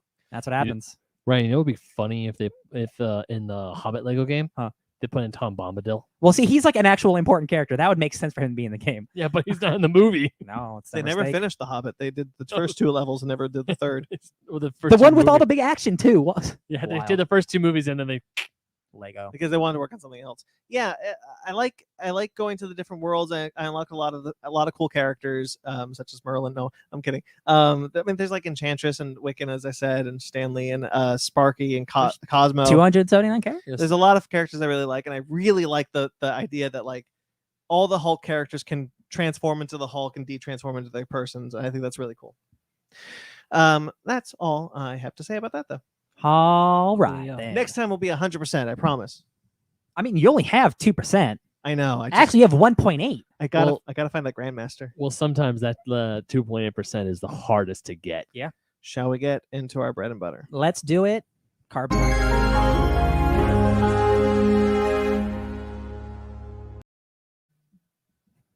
You like that? Yep. No, You don't know what Super just happened. tasty. no, I did not like that. Itchy and tasty. All right. Hi, guys. We're back for bread and butter. Look at that tiny thing in your hands. I know. Isn't it cute? That's what she said. You said it. Oh. All right. Flawless technology. I love it. We have sad news up top. Tons. So this week saw the passing of Fred Latterman, who is responsible for bringing Astro Boy to America, and since was responsible for a lot of anime coming to America. Astro Boy, if you don't know, is America's first ever anime. That's the first one we got. He did Kibbo, the White Lion. Kippo? Kimba. Kimba the White Like Lion. Kippo and the I two was like, chickens. you mean Kimba? Yeah, Kimba the White Lion. He brought Astro Boy in 1963. He passed away this week at the age of 94. Oh, Ooh, that's You a know. little. what a legacy. Astro Boy is real cool. He's hugely responsible for anime coming to North America. Yeah, Appreciate you, sir. Man, without him, where would we be? We wouldn't be as weeby We as would we have are. eventually had it. I mean, the internet alone would have done it. Yeah, but man, He helped. He definitely did. Like the timetable would have been different. it It definitely was inevitable. I wouldn't be Like Thanos. an NGE's fan, probably. That's Yeah, fair. I would That's fair. I would probably definitely not have known what Rurouni Kenshin was. Bless you. Nancy Griffiths, folk singer Nancy Griffith, sorry, passed away this week at the age of 68. No cause of Yeah. death given. Oh, sorry, Nancy. I'm actually not too familiar with her music, unfortunately. I don't know her. It's not bad. Yeah. It's a Whoops, shame that she wrong. passed. Brad Allen, one of the only white people allowed in Jackie Chan's stunt team, All right. passed away 2 weeks ago. Oh, He worked on Jackie Chan's stunt team. He worked on a ton of action movies, being as a choreographer. He worked on things like Kingsman, Wonder Woman, and he choreographed the upcoming Shang-Chi. Dang it, Shang-Chi Oh, and the man. Legend of the Ten Rings. that's a shame. He passed away this week at the age of 48. Oh, man, No cause of death was given. They just said an illness. that stinks. Aw. Yeah, Too young. 48 is far too young. He worked on all the Edgar Wright movies too. Oh, Oh, nice. wow. Man, So Edgar Wright wrote a really nice piece at Empire Magazine for it. Yeah, that sucks. too young. And then one that affected me far more than I thought it would. Mhm. Trevor Moore, Mhm. the co-founder of Oh, The Whitest man. Kids You Know, a show that we mentioned quite a lot on this show. I think we all grew up watching it. Yeah. Yeah, we Yeah. totally. Man. Whitest Kids, was Yeah, that? 1 second. Oh, sorry. He passed away this week, last week, at the age of 41. And all they said was from some kind of accident.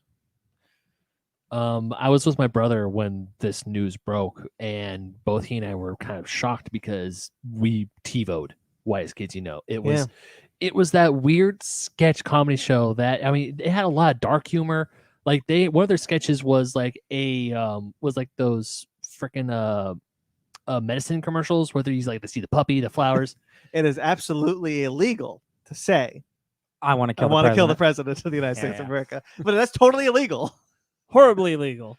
Yeah, but like the sketch I'm talking about is this like it's like a prescription one. It's like there's a puppy, there's a cute girl, they're walking through flowers. It's like ask your doctor about suicide. Yeah. I mean it is dark. It's like damn, but Formative humor for me for sure.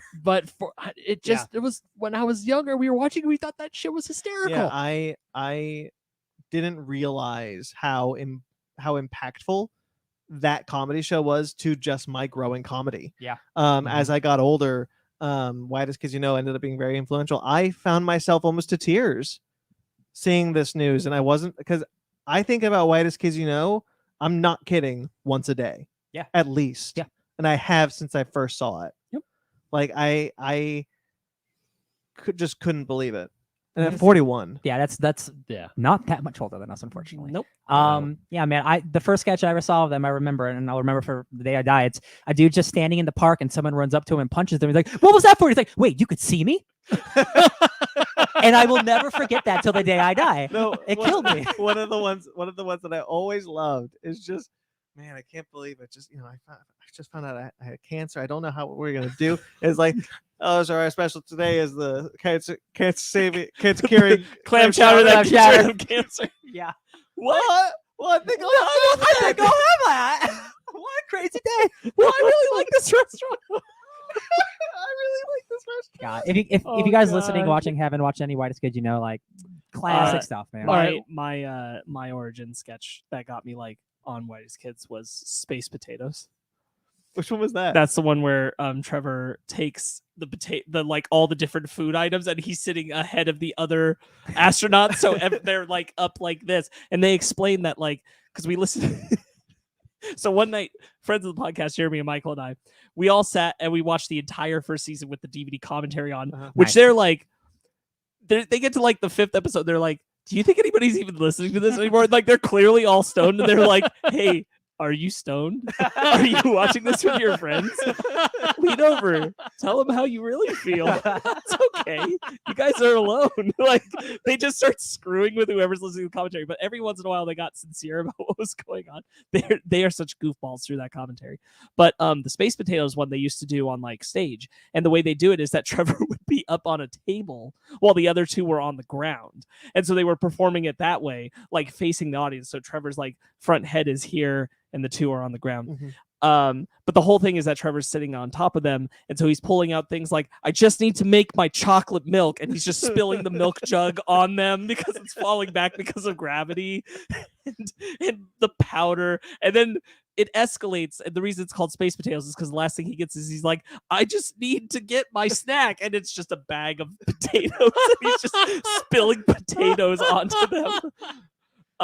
Incredible comedy. Real quickly, Ben. Sorry. One of the things I always loved is they had an album before they had a show. They had like a comedy album, comedy sketch album, and I've never forgotten it. I constantly think about it. I constantly reference. It's just that the last track is them saying goodnight.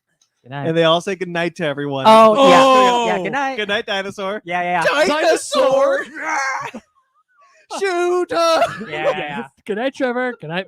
I forgot. The only one I remember is of course Trevor. But one of the things I'm glad is that sketch has always killed me. I mean, at least one thing from Wise Kids, will probably forever be immortalized by a meme is when Trevor and another part of the group whose name I cannot remember was they're both dressed like Nazis, and then Timmy goes over, is like, "Are we the baddies?" Yeah. that just shot shot. Well, it was all over the internet as a meme for whatever you want. It's like, are we the baddies? Or just one of the best ones. Now, I love what you're doing. Just do it all the same, but happier. With your mouth open. And then your mouth open. And it's just now even happier, and with your mouth even more open by the end of the schedule. Yeah. So good. Man, I need to rewatch Wise Kids. I it's no all joke, on have the internet. never stopped talking about those sketches, about him, about his movie Miss March. Oh yeah. There's some not great stuff in their humor in general. Miss March is definitely one of those that has more whiff Not than, their than best land, stuff. but still got some good That comedy there. fireman sequence where they're being chased out by the fireman is Yeah. pretty good. Yes. There's definitely still good stuff. He in that. continued to work in Hollywood behind the scenes. Oh yeah, I That's was good to know. following his Twitter.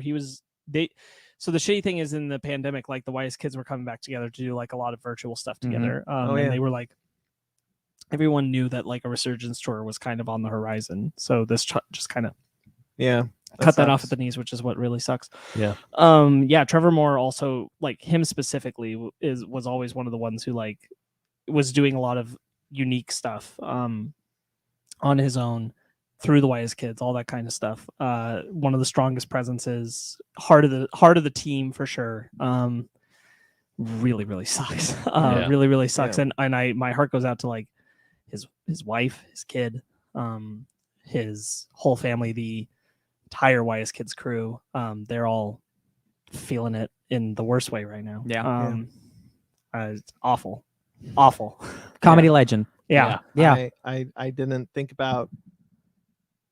I don't cry often at celebrity deaths. Yeah. But like this one really like it almost brought me to And tears. this is one where like I saw so many people on Twitter talking about it, but like it is so very much on a generational divide, because you either were with the Whitest Kids, or you came after that, or you were before that, and it like never mattered to you. Mhm. And Trevor Moore was squarely in that group. Like nothing he did ever really resonated with the above Whitest Kids, people who would watch Whitest Kids crowd.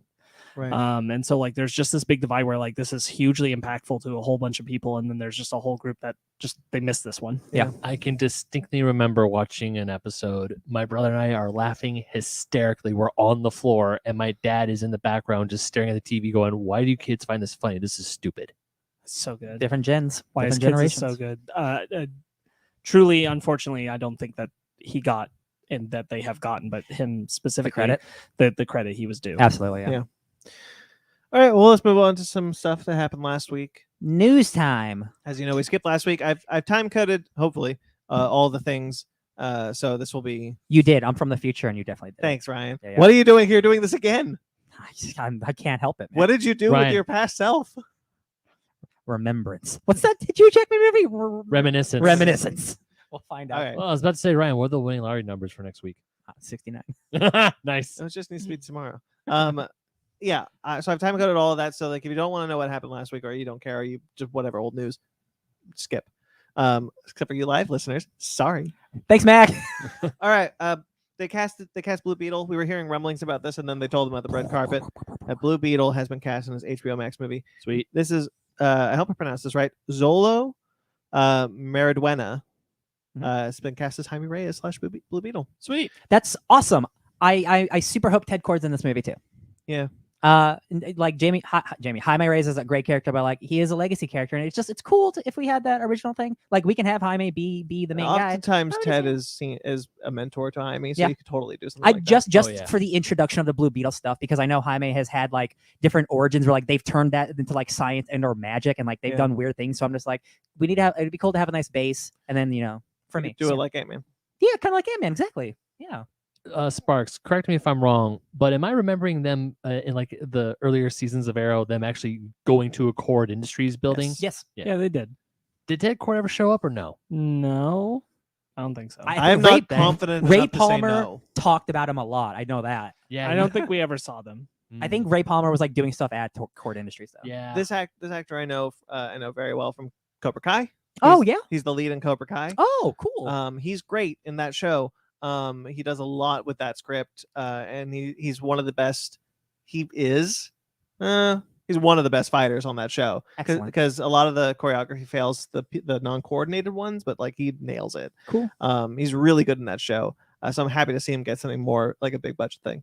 I love it. It's wild that this is getting made. Yeah, It's seriously. cool. Wish it was on the big screen. Guys, Yeah. remember there's a Batman podcast? Not that one though. Remember there's another Batman podcast called Batman: The Audio Adventures? Yeah, this is the one with Jeffrey Wright, right? Yes, this okay, is the cool. Jeffrey Wright one, not the Winston. Winston Duke Duke one. Yeah.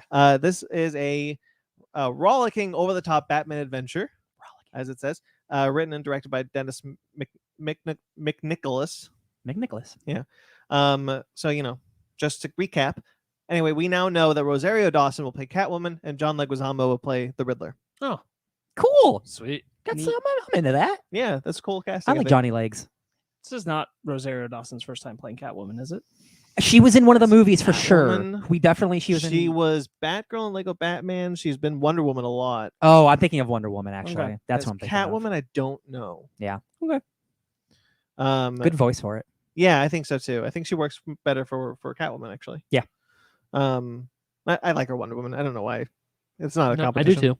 No, I think she has like a cool raspy voice that like, ooh, Yeah. I'm Catwoman. If you guys remember the Tim Burton TV series Wednesday, which is the spinoff to the Yep. Addams Family, Yep. we now have some more casting. One happened last week. One happened this week.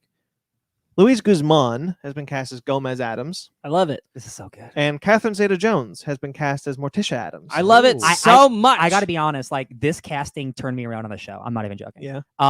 Luis Guzman is like one of these character actors who like he shows up in so much stuff. He's one of those guys like you recognize him, but he's never a leading guy, and he's not the lead in this either. Journey but, like, to the Center of the Earth. oh my god, No, Journey to the Mysterious Island. there you go. But like him playing Gomez is like I think it's like inspired casting. Yeah. Because like he could play a romantic so well, and like you think of like Gomez as like, oh, he has to be like this traditionally handsome dude. I'm like, Luis Guzman's like a good looking dude, but like he's not In the traditional kind of guy. In the original comics, Gomez looks very similar to his character in the animated Addams Family movie. that More came like out a couple little. years. Oh, gotcha. Okay. I don't think that Gomez necessarily has to be handsome. He just has to be smooth. Suave. Yeah. suave. Yeah. And that was my problem is like because like I was thinking about this because people were talking about like Luis Guzman isn't attractive enough to be Ghostbusters, and I'm like, that's not the problem. The problem was the thing that the anime movie was doing, which is not that he was big, it's that he wasn't smooth. Like he was Sex appeal. He was clumsy. He wasn't. He didn't have the suave presence that Gomez Yeah. is supposed to have. And you could tell it from the trailers. Whereas Luis Guzman, I know can do that. Yeah. That's different. And he Catherine can- Zeta-Jones. and he can Oh, play that. what- Catherine Zeta-Jones as Morticia was the one that sold me. Oof. I was like, I- oh damn. just such good casting. I am so excited. Like even if they're in their show just a little bit, like I think this is like awesome Pumped. casting. Yeah. We didn't actually talk about it, but they did cast Wednesday. Jenna Ortega has been cast as Wednesday. I think we did when it was No, announced a while back. we skipped it. I checked. You checked. Look at that. It's a I'm surprised because I definitely was excited when she was announced because I was watching You and she was Oh, in yeah? that. So this is great. It's a Latinx Addams Family. Like that's how dare you skip it? that's so cool. Oh, sorry. I didn't think we cared. I care. It's. I like Tim Burton.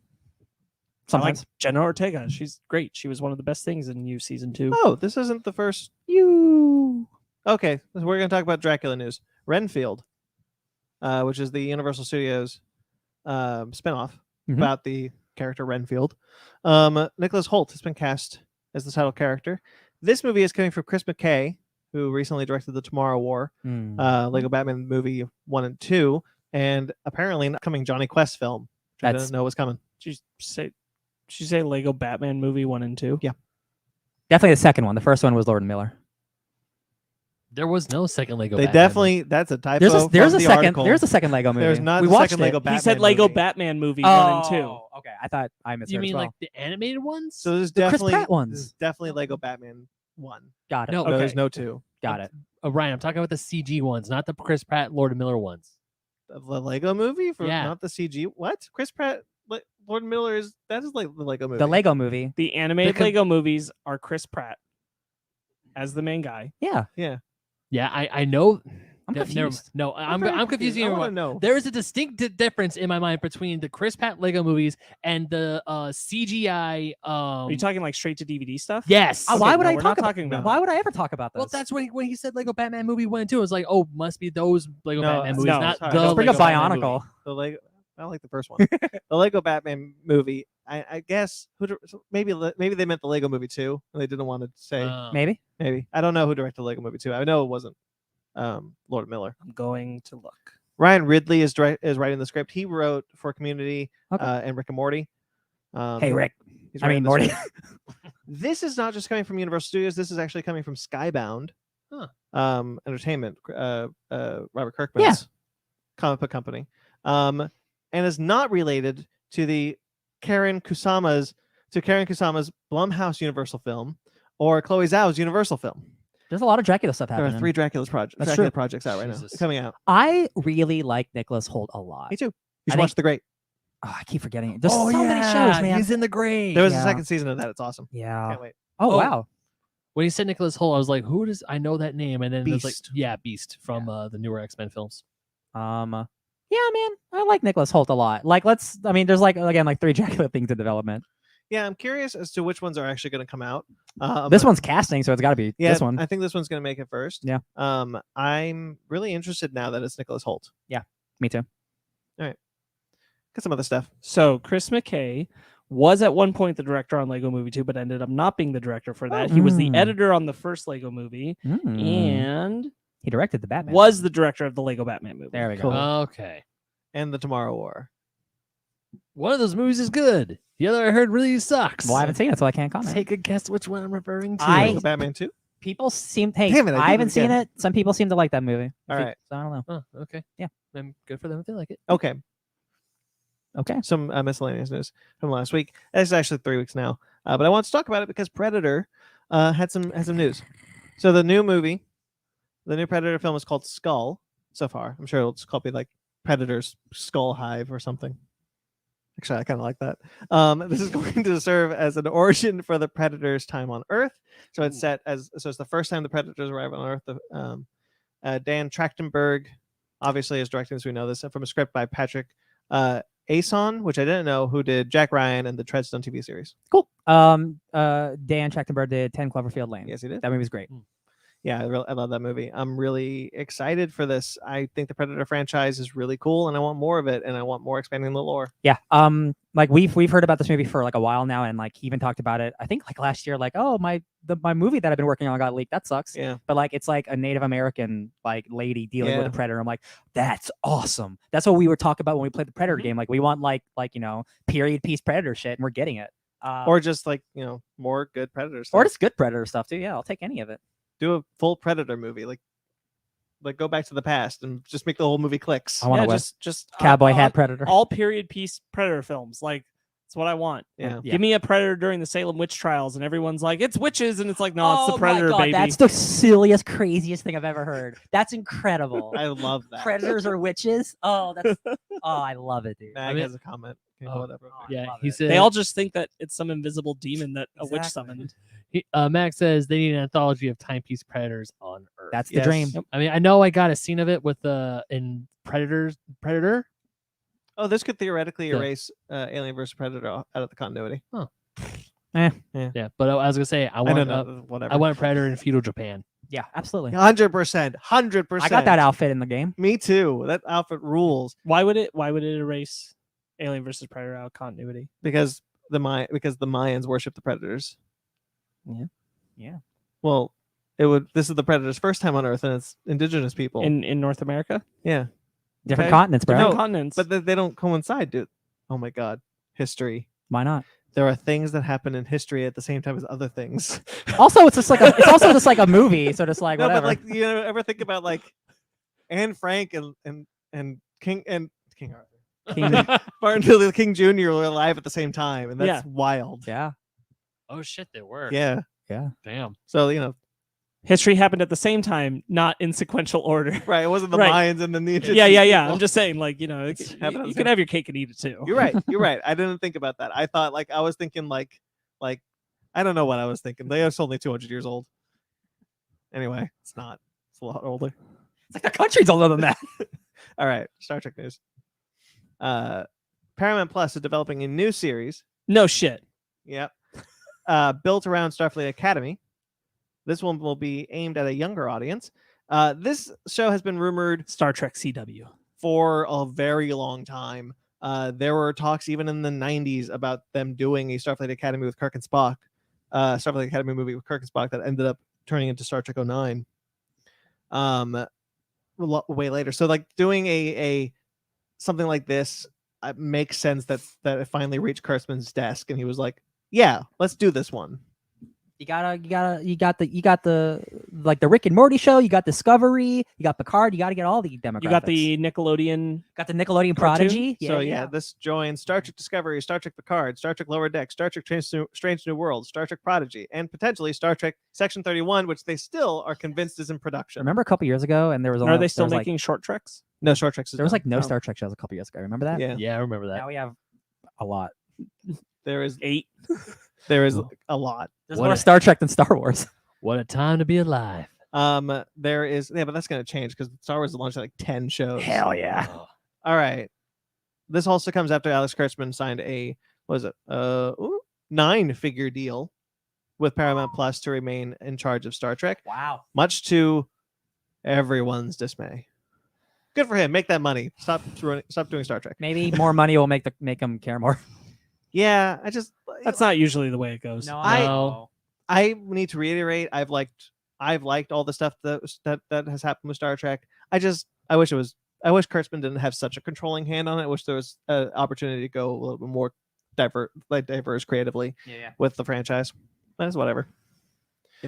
At least we got Lower Decks. Yeah, Lower Decks is great. I like a lot of the stuff. It just feels like no matter what, Alex Kurtzman is like, that's popular. Let's do a Star Trek of that. That's popular. Let's do a Star Trek of that. So like, hey, Rick and Morty's popular. Let's do a Star Trek Rick and Morty. Yeah. That's the best one. But anyway, There you go. I haven't hated something as much as Star Trek Into Darkness yet, so I still keep going. There you go. Speaking about making that money, South Park creators Terry Parker and Matt Stone. Trey Whoa, Parker. try Yeah? again. One more time. Trey Parker. There What did I it is. say? You Terry? said Terry, There was a microphone in front of me. And Trey Matthias Parker, Stone. and Matt Stone. Trey Parker and Matt Stone. It definitely says that. Have signed a deal with MTV for 14 South Park movies for Paramount Plus. Did you see how much money though? I didn't write it down, but I did see the money. $900 million. Yeah, that's a lot. That's almost $1 billion. Oh my god. That's like Marvel. These money. guys will never have to work again in their life. No, Ben, it's the Already opposite. didn't. That's the opposite. They got No. hired to make 14 movies. They're but gonna once- work the rest of their lives. Once those movies are done, they're probably done. Nah, man. So, Ben, the deal also renewed South Park till season 30. They're not gonna stop working. This is going to release 2 movies. So these 14 movies will start releasing next year. Release 2, and then after that we'll release 2 a year. 2022, next 7 years. 2023. That's insane. I'm Holy not crap. surprised because I'm sure sorry, this is it's this essentially year. just. First 2 are this year. I'm sure this is just basically an expanded version of the specials we've been seeing during the pandemic. So it'll just be like another 40 minutes beyond what we've been getting out of those specials, and those will be the movies, and then we get the seasons of the show. I'm like, I am not shocked. Like they can make that content. It's just crazy that like they put like a Simpsons deal down on it. Like I just unexpected. South Park has been helped in a way that Simpsons and other animated shows haven't, to maintain its longevity by being essentially like a different version of political commentary and satire. Yeah. The likes of which SNL used to be and can't quite always hit the mark on anymore, but South Park can, because they just have no shits to give.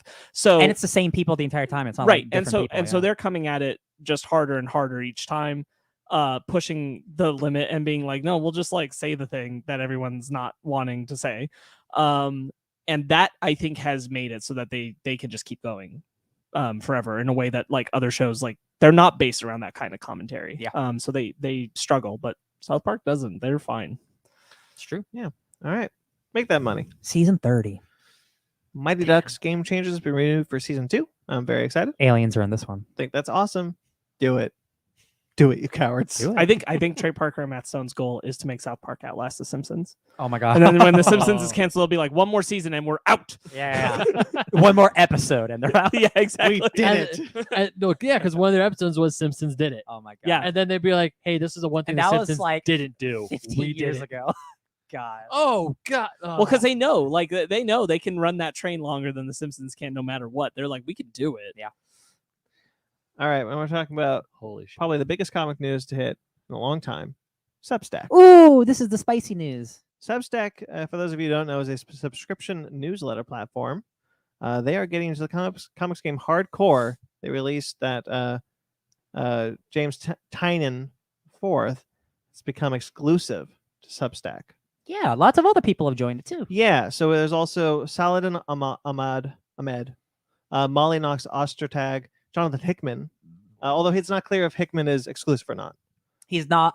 Well, the books that he's making are. Right, the Yeah. books that he's making are, but it's like Saladin, Molly, they're exclusive to Substack. They're not going to do comics outside of Substack, like James Tynion. James Tynion will not be doing any more comics for anyone else. It's just Substack. That's not true. He's still doing all his independent books, like Something Is Killing the Children. Sorry, I meant, you're right. I should have clarified Marvel DC. No, yeah, He he's can't work leaving. for them. He was offered another 5-year contract with DC, and he turned it down for this. Yes, Yeah. because they offered him more money. And he was very clear about that. It's like they offered me more Yes. money. Nick Spencer, Nick Spencer runs it. He's been a part of it for a long time. yeah, he's the one who approached them. Yeah. He approached them to do something like this. Scott Snyder apparently also has signed, but not to do comics. He's doing a newsletter, things like that. I thought that was funny. After he's like announced his big deal with like Best Jacket Press, he's like, "No, okay, I'll come with you, but I'm not going to do comics. I already got my bag. I got my thing. Yeah, I did my thing." He's doing a how-to newsletter. I talked about Nick Spencer already. James Tynion. James Tynion is leaving Batman and Joker in April. Chip Zdarsky's coming over too. Chip Zdarsky announced this week that he's going over. Yeah, so it's a little bit more about the deal before we start talking about it. I wrote as much as I could. Substack will take most of the subscription revenue in its first year, and then we'll take a 10% cut after that. So for the first year where everyone starts their comics, they're taking most of it to recoup the cost of what they've spent to get these people over. And then after the year, because they're so confident in this, they'll only take 10%. Yeah. Which sounds great, actually. They can take them. They can after a year that they can just leave it that money if they want to. they could do that Yep. too. Yeah. James Tynion IV and Michael Avon Oming is doing a book called Blue Book, based on testaments about alien encounters. This is going to be his first book. He's clear. He's like, I'm going there, and this is the first book I'm putting out. And then 3 Worlds, 3 Moons is Hickman's. Hickman is talking about this one as being a bunch of different people coming in. Ram V, Teeny Howard. Yep. Mike Del Mundo, Mike Huddleston. It's gonna be like a group project, they called it, but we don't know what it's about yet. We just know what they're doing. Of all the stuff that's been announced, this is the one that excites me the most, I think. Sure. Yeah, that's basically all I have though. But Substack, what do we think? Well, I know I've done the most research on this, so before I get into it, I'd like to hear what you guys like. Ben, I don't even know if you know what this is that we're even talking about. You're right, I don't. No, that's fine. Just because like this is a very internet centric topic. The last week, Sparks, do you know anything about this? Have you done any? Yeah. Yeah. I looked into it. So let me get this out of the way first. Comic creators in our industry do not get paid enough money. Whether you work at Marvel or DC, actually, no, sorry. If you work at Marvel and DC, you do not get paid enough money. That's why so many people are moving to independent space. I have no problems with creators getting that check, getting that pay cut, getting that money that they deserve. I have no Right. problems with that. That's why I was for Scarlett Johansson. Get extra 20 million, even though you don't deserve it. You deserve it because it was part of the Even contract. though you don't need it. You don't need it. necessarily. Thank you. Yeah. Yes. The thing about Substack is it is a newsletter that is open to anyone. It is very much an anti-political service that allows anyone to be on it. That also includes really gross people, transphobes, anti-LGBT. There was a lot of controversy last year about that. Yes, a lot of that stuff. James Tynion has come out and said, hey, it's really unfortunate because James Tynion has had to talk a lot the last couple of weeks or last week about this move to Substack, and unfortunately, he's kind of put his foot in his mouth a couple times. Sure. One of the main things he says was, "Yeah, the service has bad people, but I'm not one of them," and that's not what you say. That's not what you say. Yeah. The thing about the comics is, he doesn't know yet how the comics are going to come out, so we're supposed to give him money. And like we're just gonna get a PDF file on our phone. Even Chip Zdarsky said the same thing. Even like, Chip, yeah, I don't know how they're gonna do this yet. yeah, and that's a big problem for me. Like I know these guys make comic books. I'm not worried about the comic coming out, but when you're telling me before it's even made, I don't know how it's coming out. I don't want to give you money. And like even no matter how much I like your service, like you have to show me something first. Right. Because I was gonna ask, is Substack like a subscription service? It's basically like Patreon. It's like a Patreon service, but they are so they're normally before this they were just did like newsletters, like you can do like newsletters of like videos and things like that and all that. They had a free and a paid. Yeah. Okay. Now they're doing this, and you can like obviously you can subscribe to people's newsletters, and that was money. I follow a lot of newsletters, but they're free. Yeah. Now they're doing this for paid. These are all these comic book creators going to do exclusive comics for paid, and we think a lot of people think it's just gonna be like the newsletter format, like we're just gonna get like a newsletter and it's just comic pages instead of writing. And also that makes it so much easier to pirate, like the piracy rate in, right. in No one comics. knows exactly how it's going to happen because of that. And it's so nebulous, and it's just like they went for the money, and like and again, James Tynion was at a point and in his a life. lot of people went for the money. Yeah, and listen, I would probably do it too. Like I'm not like no shame. Like if you need money, like you take it. But sometimes like you have to weigh your options. And like Chip Zdarsky, bless his soul, dude. That dude's like, yeah, like not half my proceeds, but a lot of my proceeds I'm gonna donate to charity because like I understand what the service can be, and I want to negate that. So he's donating some of that money to charity, and he's the only person who said something like that. Yeah, I think that there's so Substack. It's tough because yes, it allows a platform for a lot of really gross people. It also allows a platform for a lot of the best people. Yeah. So both of those things are there, and that's shitty. That is what it is. Yeah. I think when it comes to the comic stuff, I pretty much agree with what Ryan's saying, which is just that it makes me nervous that like they're expecting money already. Like if you go to Tynion's, it's like, yeah, subscribe, here we go, and hop in, pay your $7 a month, and I'm like, I guess what are we doing though? And like having this list of comic creators who I like going over here and doing these kinds of things, and I'm like, that's cool, but like I can't do $7 a month on top of everything else. Not just for one person, for like for 6 artists that I like. Yeah, for each of you individually. Yeah, like. So I got to go to Tynion's newsletter. I got to do $7 a month to. So read if I want, so it's different different people priced it differently. Yes. Oh, F that.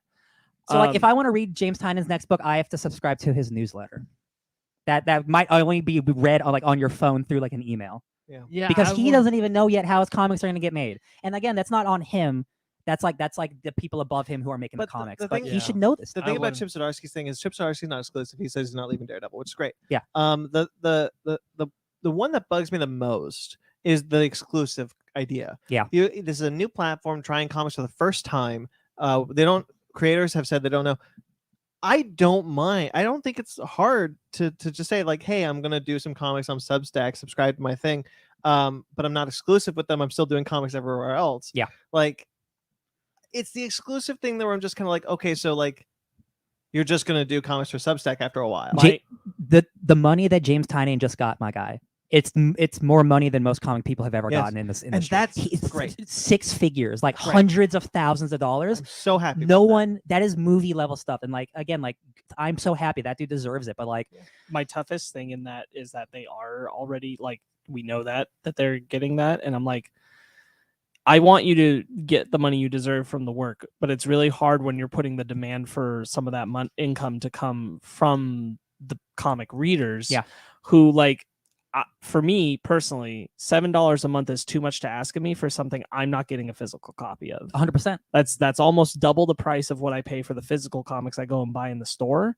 And to do that monthly and not have a physical copy, not ever have a physical copy of the Potentially, comic. they have said they might. Yeah, they might. But my $7 a month aren't contributing to that. Oh, that's true. You I'm gonna have to buy it again. Yeah. And like, that's a lot for me. That's a lot for a lot of comic readers. I don't know many people that are steeped in this that have just copious expendable income to do this kind of thing. Right. So, because when you guys said it was a subscription service, I thought, okay, $7 a month, and then I get all of what Substack. No, has you are to offer. subscribing Comicsology per or newsletter. Marvel, Yeah.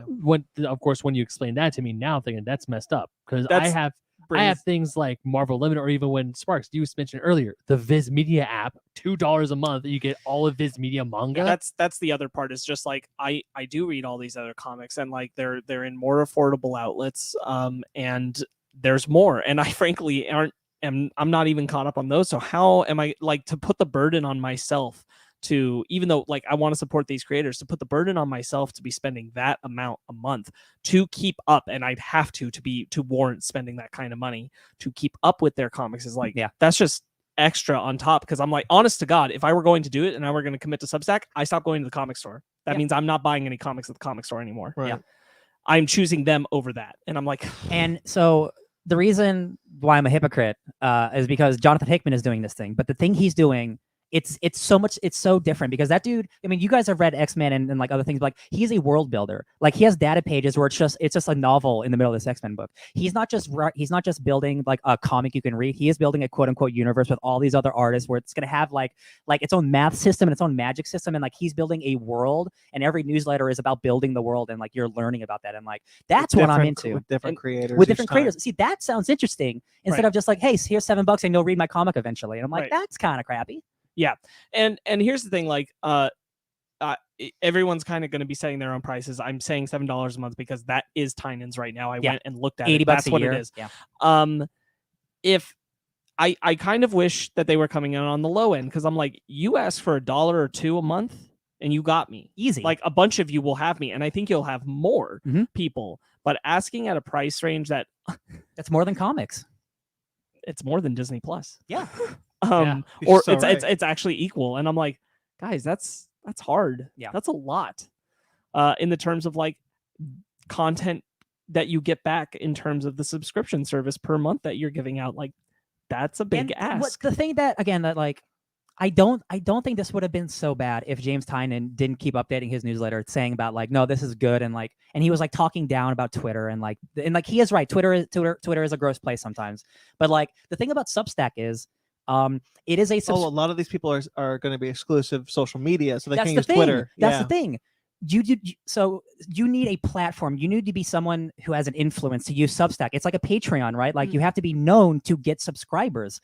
How do you do that? You use Twitter, but when you talk shit about everyone on Twitter and you don't use Twitter, you're literally negatively impacting your own sales. This is kind of like Zack Snyder exclusively using Vero. Exactly. Yes. And I'm like, it's such a bummer because like I know this dude is dealing with a lot, and a lot of people are hating on him right now. But like, yo, man, you just got like $100,000. You should maybe just think about like the things you're doing, just the way you're saying them. For me, what it comes down to is like, and I have to suspect that for a lot of them, it's going to be that the entry price to be supportive is just going to be too high a cost for me to afford a month. Yeah. Unless they're coming in low, in which case I'd be like, I'm happy to like throw up to $3 per creator. I want to support Like people, I would love to support the endeavor and like get to read their stuff. Sure. If I can pick out the ones I want, but anything higher than that, and I'm like, I can't justify it. And again, at the end of the day, like all of these creators are like, yeah, eventually we want these books to hit print, and with whatever distributor will take it, right? So at the end of the day, like in 2 years, I might read this book, from Image in 2 years off Substack. Right. But like then all of this we didn't need any of this, right? There's also the fear, like Ryan said, about like Substack could take the money in the first year and just bail. Yeah. Like there's no guarantee. To be fair, like it's scary. It must be scary because there's no guarantee that this will succeed. This could fail spectacularly. Yeah. We could be someone tweeted like I wonder if in 5 years we're going to be like, hey, remember when Substack kneecapped the best Batman and X-Men runs in years? For real. No, for real. And I think that having such a high asking price, again, I'm referring to Titan specifically because I didn't look into the price range that others are going to be doing. I think Ryan's right. It encourages piracy. Yeah. I just think that like there's also the thing where none of the creators except for Tynan and Hickman said what they're coming to Substack with. They just said, yeah, I'll have a comic eventually. Tynan's like, I'm coming out with this. And we were harping on the guy a lot, but like I respect that he was just like, you already can check out my book and like we're doing this. But everyone else is kind of like, yeah, so one's coming. Tell you when. It's because they got offered a buttload of money and they had to make an announcement. Like, I'm definitely working on a comic now, I promise. Yeah. They also this week, I'll talk about it here. I Hate Fairyland, Scotty Young. He's coming back and he's going to Substack, but I Hate Fairyland will stay with Marvel. Cool. Image. Sorry. Yeah. It's also a big ask when like, you're doing that and this is already just asking you for more than you normally risk to give a story a chance and see if you even like it. And that's really hard. Yeah. And like I agree with Ryan, like they don't get paid enough and they deserve their dues. But the dues shouldn't be coming out of the lower class readers who want to support them and care about them. It shouldn't be on them to make the difference in income. Yeah.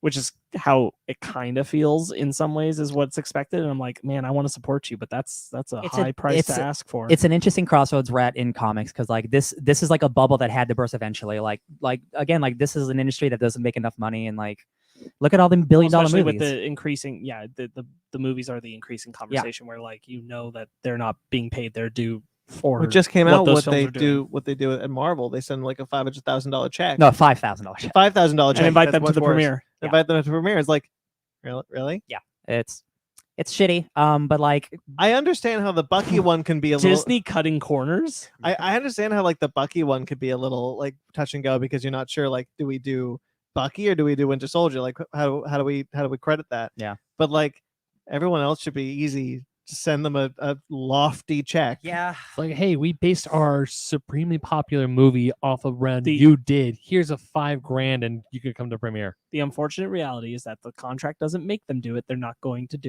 it. Yeah. That is true. Okay.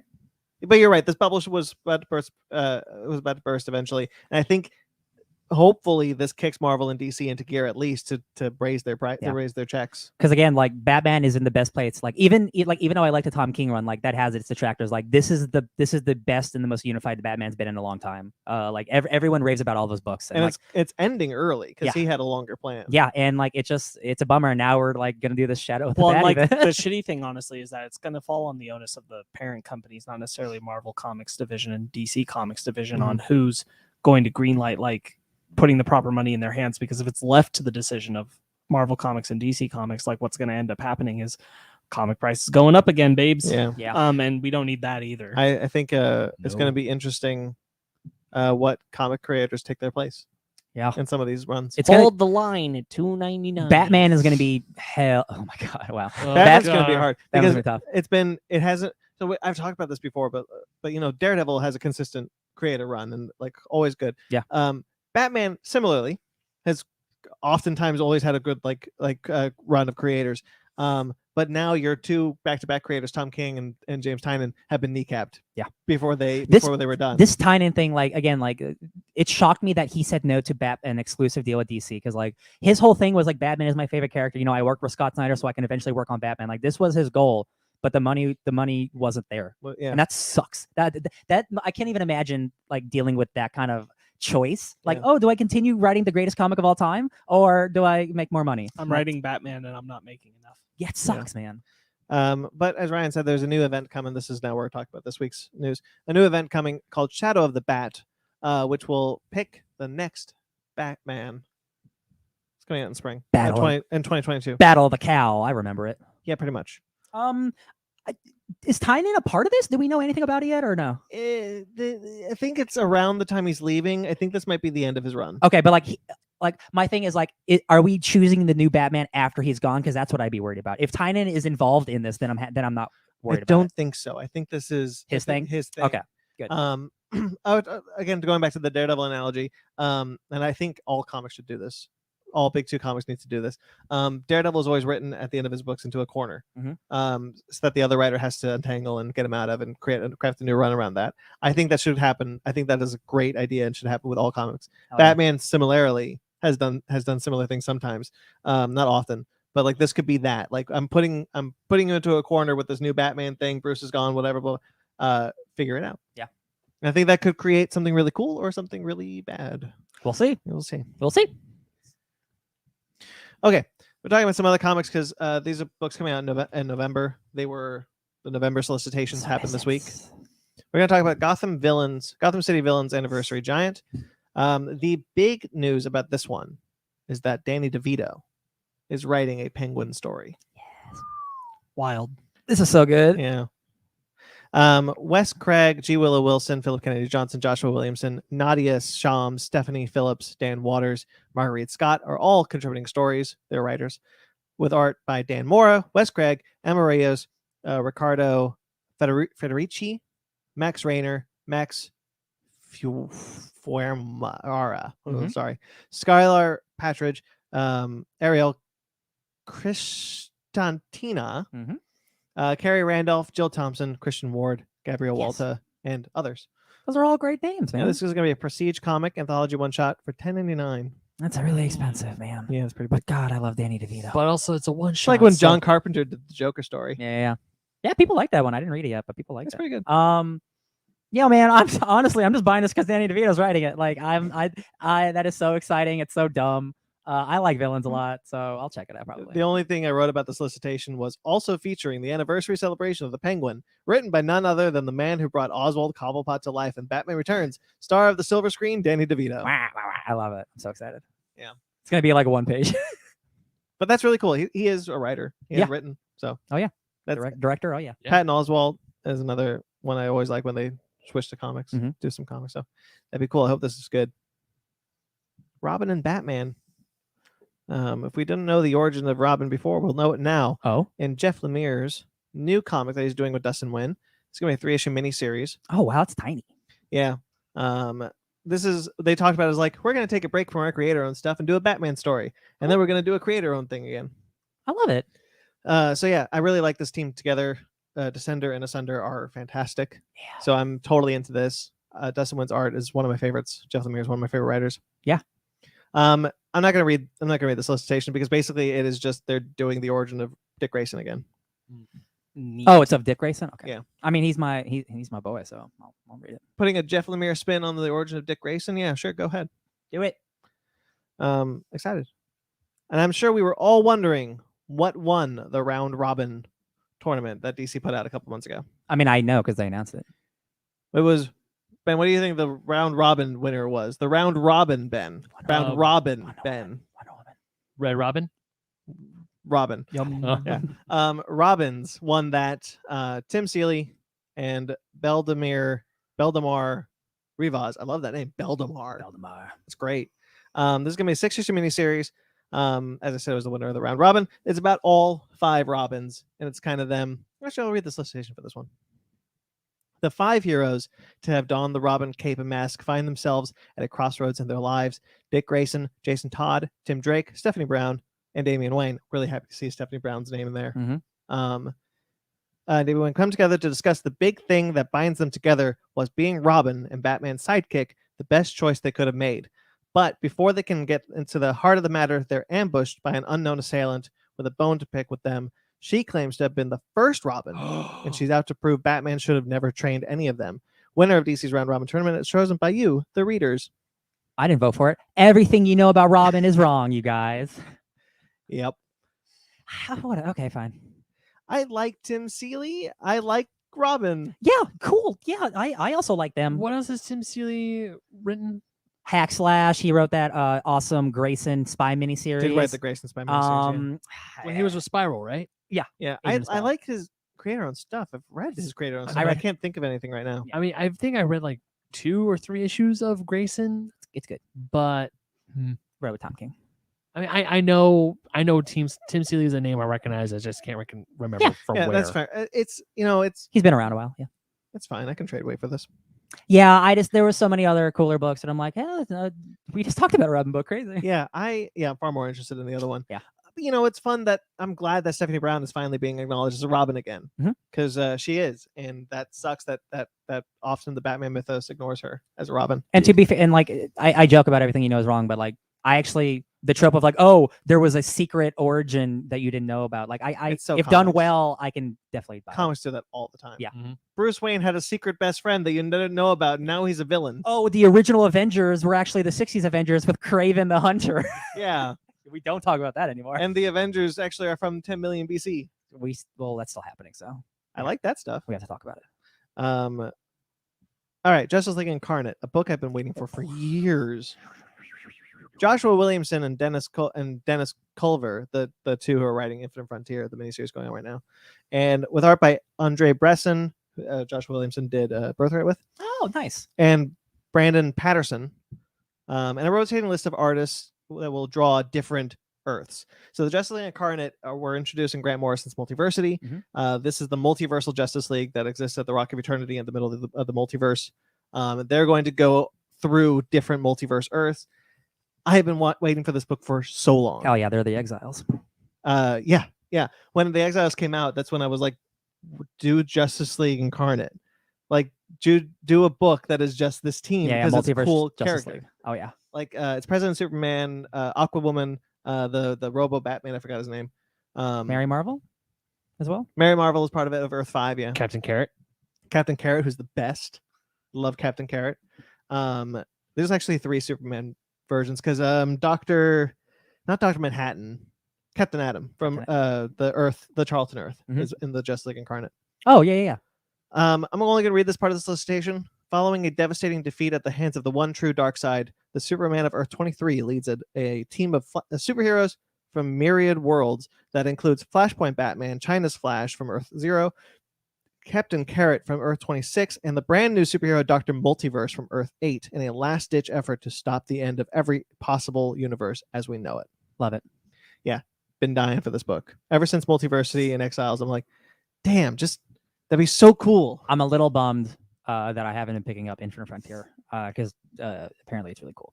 I haven't read it, but I'm picking it up. Yeah. It's in my stack. Your Substack? That comic stack just gets bigger and bigger. Oh yeah. Yep. Every week. All right. We like Tom Taylor. It's true. We do. I read a book today of his. Dark Knights of Steel. Yeah. It's a new Tom Taylor 12-issue miniseries that he is doing with Yasmin Putri. Oh yes. An entire medieval world will be forever changed when a spaceship crash lands from a doomed planet. Monarchs will die, kingdoms will rise, and what seemed the end of the world for many was only the beginning. An epic high fantasy story set in a DC universe where nothing is what it seems. Yeah. Hell yes. This artist, when it was announced that they're actually doing the interiors, everyone lost their minds because, like, obviously, if you've seen the cover of this book, gorgeous stuff. Absolutely beautiful. They generally do covers, so the fact that they're doing the entire book means this book is going to be the best looking book probably is coming out. I am so stoked for this. We all love Tom Taylor. He does great Elseworld stuff, but like it like medieval fantasy DC universe. Hell yeah! Like, not to be reductive, but like it's like, yeah, what if Game of Thrones meets the DC universe? And I'm like, I'm okay, sure, hell yeah. Batman's got a suit of armor. It looks great.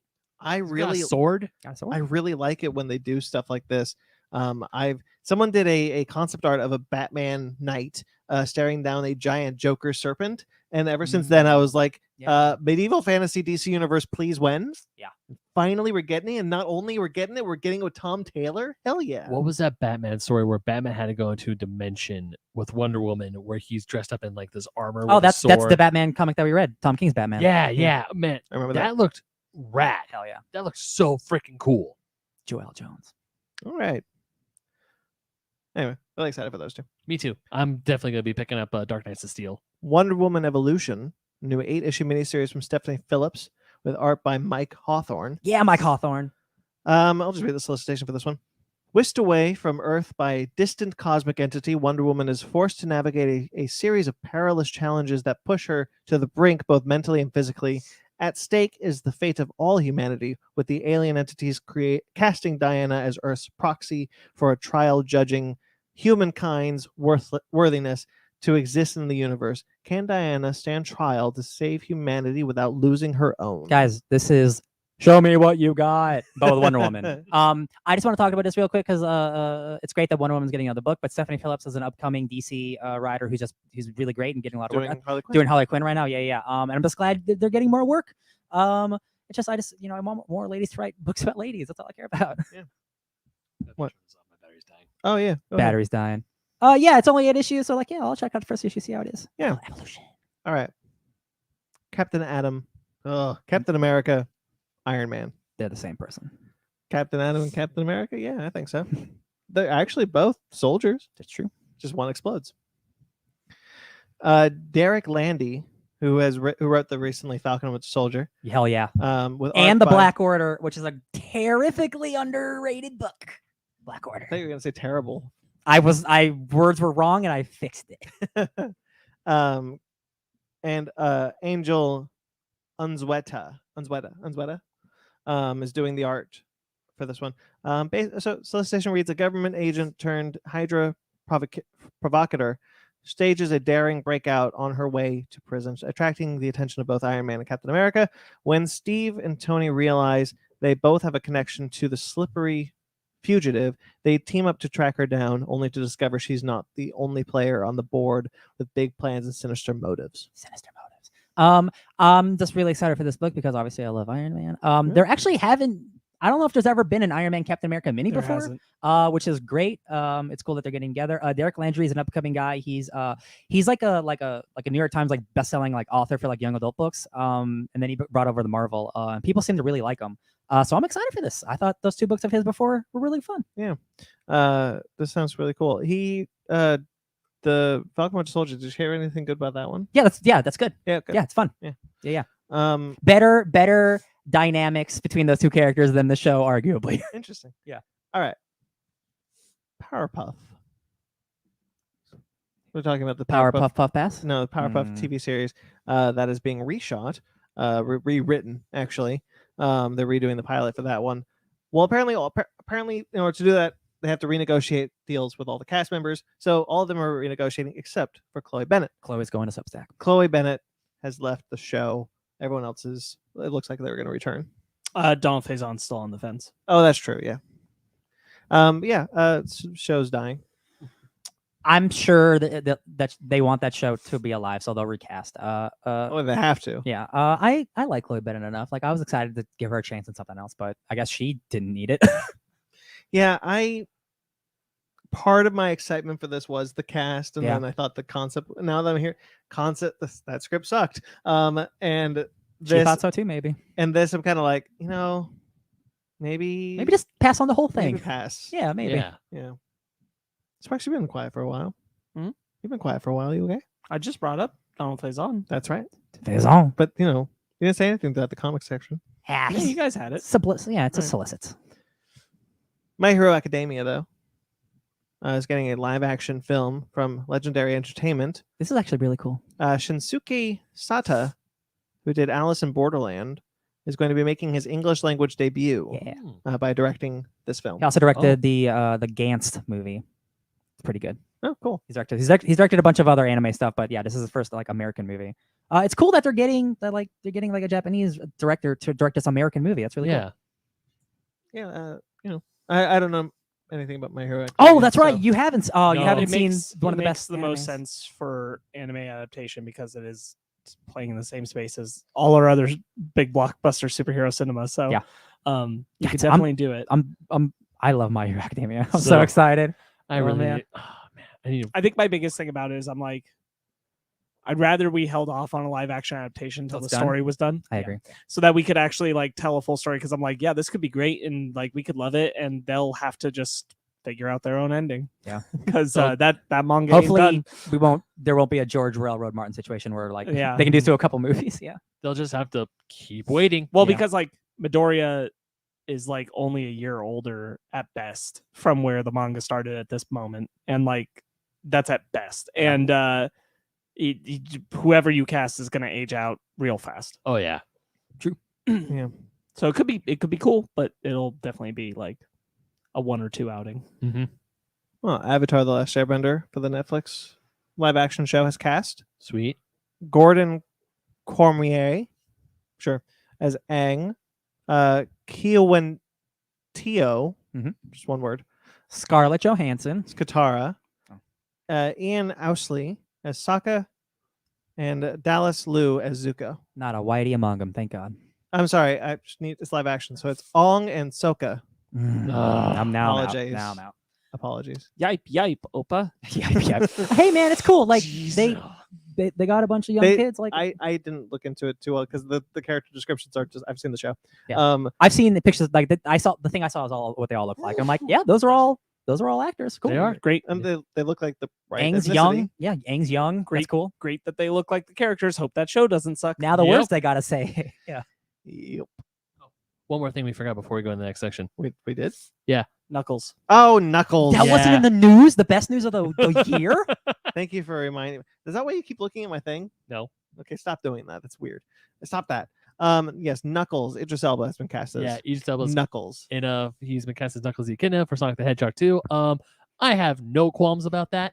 The internet At all. The internet lost its mind this day. Everyone like he just like posts a picture of the poster, which is like Knuckles' fist, and he just says knock knock. I'm like, my God. oh shit.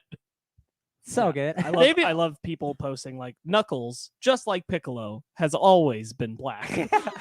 I'm like, yeah, all right. No, I just love it because someone photoshopped Ben Schwartz's and Idris Elba's faces in the Sonic and Knuckles logo. Mm-hmm. Where oh Jesus, my Oh yeah, Sonic. my Sonic the Hedgehog. fan is Ryan is holding up a Sonic the Hedgehog computer case. Beep, My- beep. Yeah, Cool. that's my computer case. Cool, that my cool brother that it's got me. Idris Elba. I definitely enjoyed the fan casting of The Rock. Idris Elba is a great choice. Is he American or British? I'm still holding out for Tommy Wiseau as Shadow the Hedgehog. Oh yeah. Would That's they my would they dream make casting. Knuckles? Would Knuckles be English or British? Do you think they would make him British? Do Probably. you think it matters? Like for I the don't movie? think I don't know. I don't think I it mean, matters. What is your heart here in the live action Ben Schwartz Sonic movie? So the I hear an only- American accent. Okay. Well, The ol- actually, no. I hear an Australian accent. the only actor. So the only actor to reprise their role from the games and anime are Tails. Yes. Hmm. Interesting. Yeah. All right. Trailers. Knuckles Trailers. trailers. Knuckles. And Knuckles. Trailers and Knuckles. Doom Patrol season 3. Yeah, Ryan, you and I are the only ones who can really talk about this. It's crazy because we were like, "Is that show coming out? What's happening?" And it's like, "Hey, it's coming out in a month." Beautiful. Awesome. Yeah. Hey, Very guys. excited. Looks like a lot of everything that makes that show great.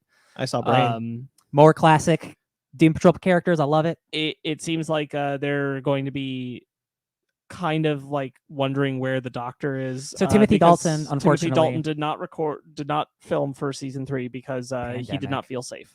No matter what, he was just like, it's just not worth my life, which is totally fair. And so because they were filming during the pandemic, and he's like, I'm not doing that, which is fine. So it sounds like they've found a way to work around it in the story.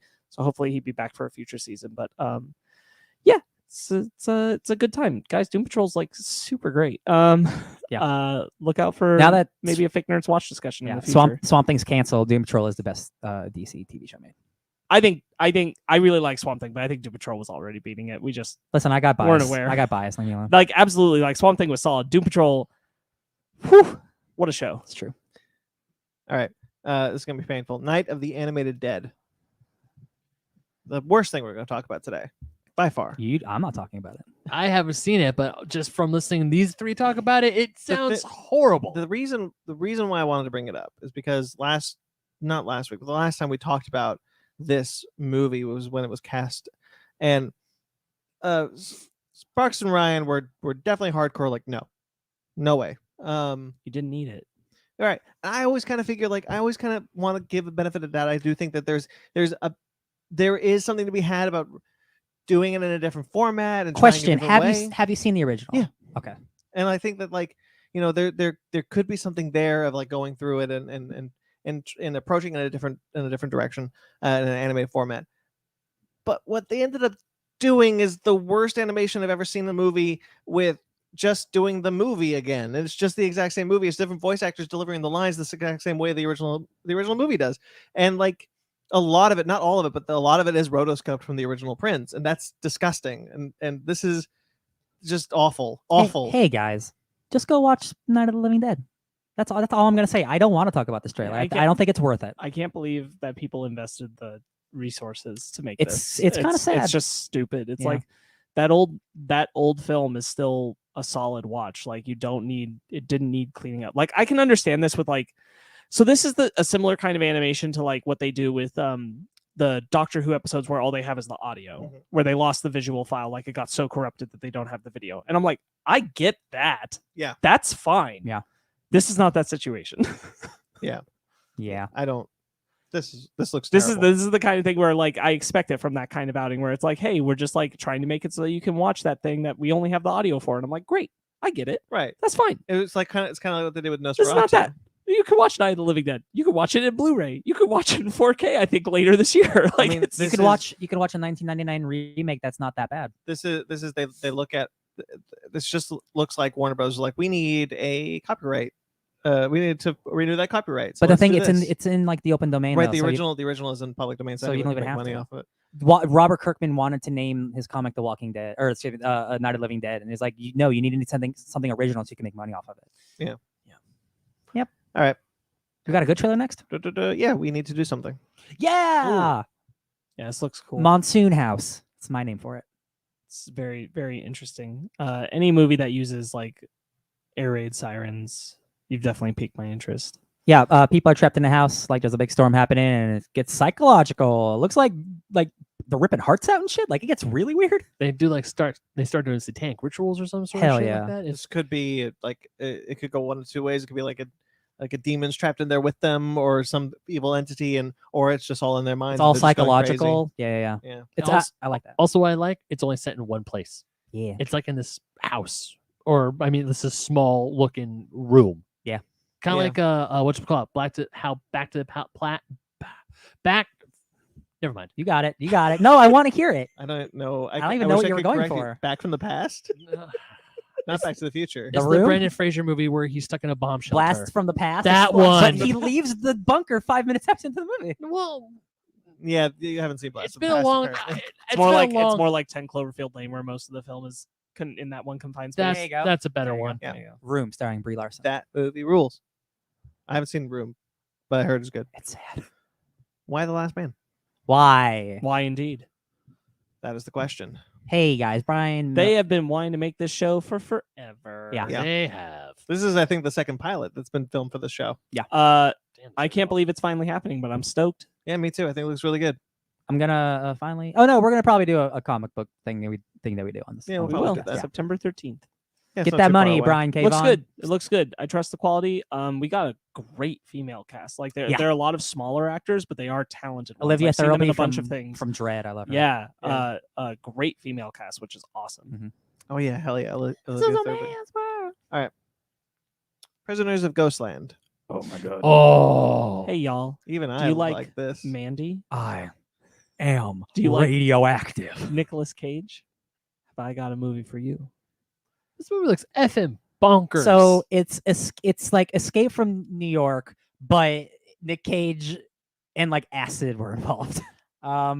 He's got to save the president's granddaughter, and like he goes into a place called the Ghostlands, and it looks like, if you've ever been to Not Scary Farm, it looks like one of those places. Yep. It actually really does. really yeah. off the rails. it's well, I think it's like Not Scary Farm with a dash of cocaine, cranked to 11, and then they just throw in even more cocaine on top. He's got testicle bombs on him. Jesus. Sophia Botella is also in this. Hell That's yeah. really Yeah, cool. she is. That's how I know for this her. movie's gonna roll. She's in it. Yeah, I'm excited for this one. Yeah. Didn't it, even in the trailer it said this is the wildest movie ever made. Nicolas Cage, and Nicolas Yes. Cage has made some He was pretty bonkers movies. in a movie this year where he was like Five Nights at Freddy's. So Yeah. like, how can Willy's you get- Wonderland. Yeah, let's get it crazy. And Pig. Oh dude, yeah, Pig. he's gonna get that nomination, you guys. Pig apparently is like the But dopest. apparently, time. he talked about like, he's we a 2-time nominated Academy Award winner, I think. Hell yeah. Yeah, it just if Mandy, as from what I hear about Mandy, it's pretty crazy. Yeah. So like, if Oh, this yeah, is Mandy's crazier wild. than Mandy. Yep. It looks like more craziness happens in this movie. Like Mandy is like things happen in the movie, but like this is like, oh, this is like maybe like a whole ride. Oh wow. Midnight Mass, Mike Flanagan's new movie, new show. Yeah, I wasn't sure what it was for a long time. Hey man, it's that team coming together to make another spooky thing. But Raoul this time, Coley. it's about like churches. Yeah, I'm I like the definitely- cast. I'm definitely interested. There's one shot in particular that has me very intrigued. So Which one? the lady against the wall with part of her face looking like some digital interface. Robot zombies. Yeah, Yeah. you just Army to Dead here. Yeah. Yeah, I trust that guy. Like, I like all this stuff. So Yeah, me too. The Witcher: Nightmare of the Wolf. I'm Who's- so stoked. Who's ready to toss a coin to your Witcher? Because I am. That looks awesome. I can't wait to watch it. So you guys have seen The Witcher. He has not been introduced yet, but in season 2 of The Witcher, you are going to meet Vesemir, who is Geralt's mentor, and he's hundreds and hundreds of years old. And this is Vesemir when he's a young lad being witchery, and it's really cool. The animation's great. This is Studio Mir. Studio Mir. Studio Mir did Legend of Korra, and Voltron: The Legendary Defender, and Dota: Dragon's Blood.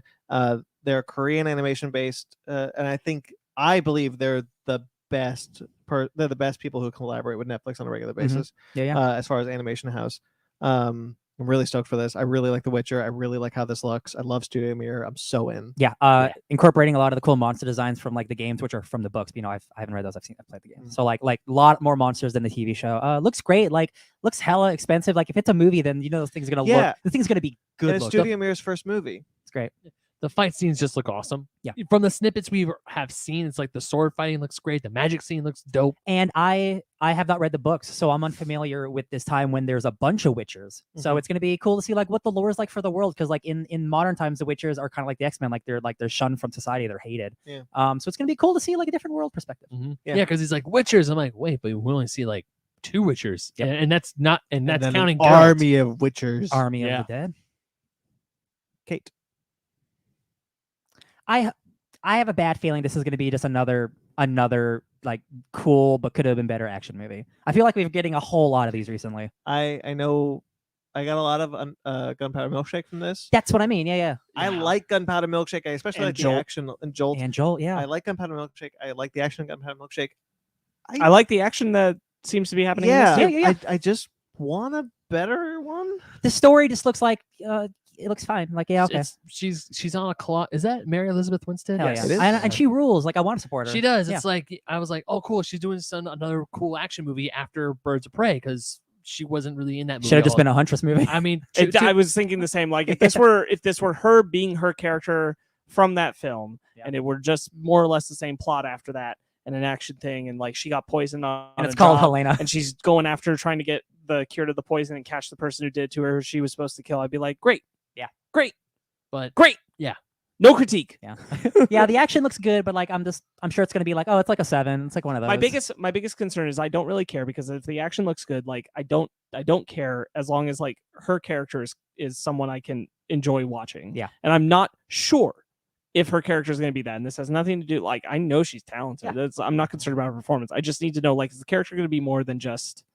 Is it gonna be like a Karen Gillan Gunpowder Milkshake where it's a little Yeah, like I recognize, and I do want to call it out, like kind of the hip, but I recognize the hypocrisy, because like we don't demand this of our male action stars. At least we didn't.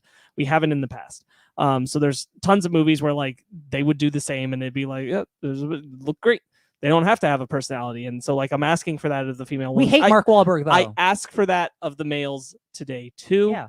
But I recognize that there is just a history of like, there's tons of male action movies where they don't need to have that. Why am I demanding it of the female character? Yeah. Fair enough. I feel get like it. we were just talking about a Mark Wahlberg movie that like, wow, you're no, yeah. absolutely. And I I'm saying, like, demand good performances from we are that anybody. level of critical, and I recognize where Yes. like there is room We're in just these spaces talking for them to about, have. unfortunately, there is room yeah. in these spaces for them to have the movies where like, yeah, but it's still cool to have a female action hero. And I'm Absolutely. like, you're right. Yeah, no, you're right. 100%. Yeah. Good point. Hopefully, it's good. Yeah.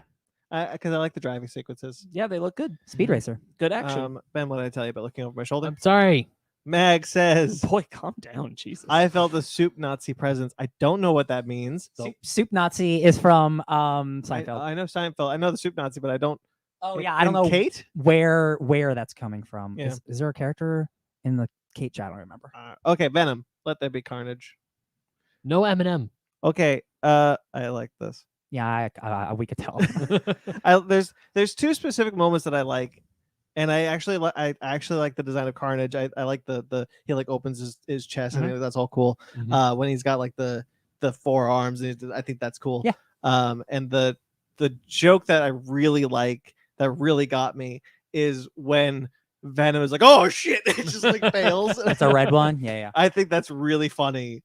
I hope the movie is good. I did enjoy the trailer, unfortunately. I enjoyed the first trailer immensely more, and that's saying that I was somewhat defending it because like, hey, like new director, like new feel. I think this trailer is really bad. The things that I liked about the first movie, they're doubling down harder on in this, and I don't think it was an accident in the first movie, and now they're dumb on purpose. And now they're making it dumb on purpose. I'm gonna break your nose and let me fix it to break it again. That's not. I don't find that funny. That was the other joke I the found only funny. the only thing that I can be positive is I do think Carnage looks good. There's a scene where Woody Harrelson like transforms into Carnage, and like that does look really cool. That is what Carnage would look like. Yeah. Like I have no complaints about the visuals of Carnage.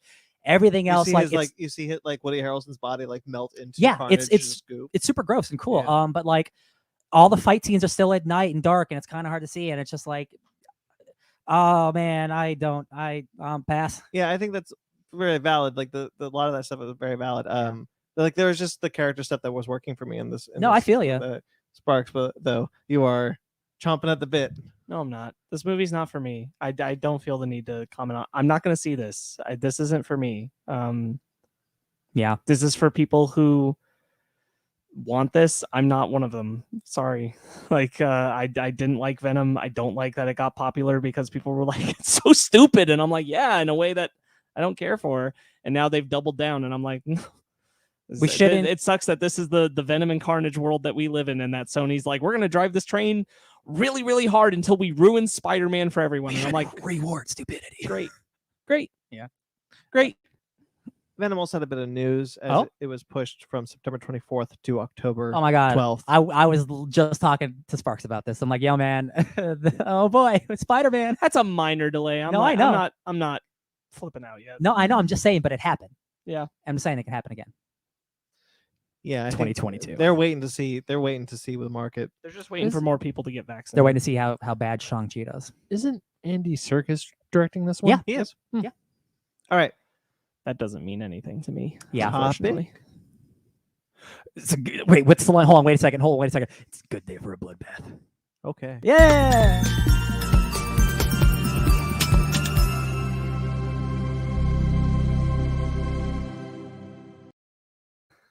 All right, we're back for our main topic. This is the Suicide Squad. James Gunn's The Suicide Squad just came out. It's on HBO Max and theaters. Go check it out. If you've not seen it, full spoilers. We're going to spoil the shit out of this. It's been 2 weeks. You guys had plenty of time. It's true. So if you have not seen it or you don't want to be spoiled, skip ahead. Time code it to the book club. All right. So what do we think about this? Ben, why don't you go first? Oh my God! You spilled everywhere, Ben. It's everywhere. Oh my God! All the water. It's in the computer, Ben. What is it, some sort of Suicide Squad? That's a wrap. Go home, everyone. I freaking love this movie. Yeah. Oh man, god damn, this movie was so. I had such a blast watching this movie. Back on the opposite side of Ben again. I'm just kidding. Go ahead. Oh, but you big faker. Oh, we don't know though. We don't know. Go ahead, Ben. No, that's my first. All right, Ryan. That's my first impression of it. So the first time I saw this movie, I really, really liked it. And then enough time passed, and we didn't record the episode last week. And it's on HBO Max for free, so I watched it again, and I can happily say that I love this movie. I'm very happy to report. I think this movie rules in almost every single way. I only have one real complaint about the movie, and it doesn't really detract from it that much. It's just like it's the one unfortunate thing. James Gunn just has a way of making you care about characters that no one really cares about. Whether it's Marvel, DC, or just like small characters in his indie movies. He's got a lot of heart. He's really funny. I can't believe this. I really wish this was the first Suicide Squad, because how different would the trajectory of the DC universe be if this was the first one? I think it's great. It sucks it's not making enough money, but I know everyone loves this movie, so I'm happy about it. Sparks. I really like this movie. There's something, and I don't expect I'm going to figure it out, that's holding it back from being a perfect land for me. I'm not sure what that is. But I really like it. I know one of the things, but it's not the thing. So I actually follow with Sparks. I really like this movie. I had a really good time with this movie, but there is something that's preventing me from saying that I love this movie. Yeah. and I don't quite know what it is. And I know. Well, since we're mostly positive, I can tell you what my negative is, and Yeah. it's Yeah. the inclusion of the good rebels. They're the only characters who aren't really properly established. They're kind of just Yeah. in the movie, and then they kind of just like do stuff with some other people, and like of all the characters, like they're kind of just like, hey, this is part of the plot, and it's the least developed thing. And every time we're with them, I'm just like, she's cool. I forget they were there. Yeah, a lot of you time. do. And It's the most underdeveloped thing. Yeah. speaking of the good rebels, because I mean, I had a feeling that like when Rick Flag is on the beach, he gets into the jungle, he escapes the army, he's hurt, and then all these people with guns come out, and it's like, oh, those aren't military costumes. It's like, oh, this is probably like a rebel camp. Yeah. And of course you have Bloodsport, Bloodsport, Peacemaker, and everyone else go in, and they murder the entire camp, Which is a good scene. it is which a is good a great scene. And it's a Great good scene. And scene, she's like, and she's shocked, like, they killed my entire group here. Yeah. She says- some of these people she were my says- family. She says family. Yeah, she she says says she killed you my can- family. You killed my family, but then she goes, but I would have made a deal with the devil to stop I do think they pass over that Yeah. in a weird way. Yeah. I was gonna be like, I mean, I get you need to save your country and all, but your family just died, Yeah. and you're helping the yeah, people who there's- murdered them. It is like the like there's like an A B. It is like almost like the C plot, and even like you see those characters go and like kill all like the governors and stuff, and that like all that is kind of like just there because like you establish it and it has to be part of the movie, but it's like it's the one part of the movie where I'm like, you just didn't do enough with this part where it's holding it back from being like perfect for me. That's the Yeah. honestly, that's the one thing Yeah. for me where I'm just like, even the second time I'm I like, oh right, yeah. I think my big thing is pretty much in Ben's part of it, which is just I think that's something's a little mishandled in like how she feels about them having murdered all those Yeah. people.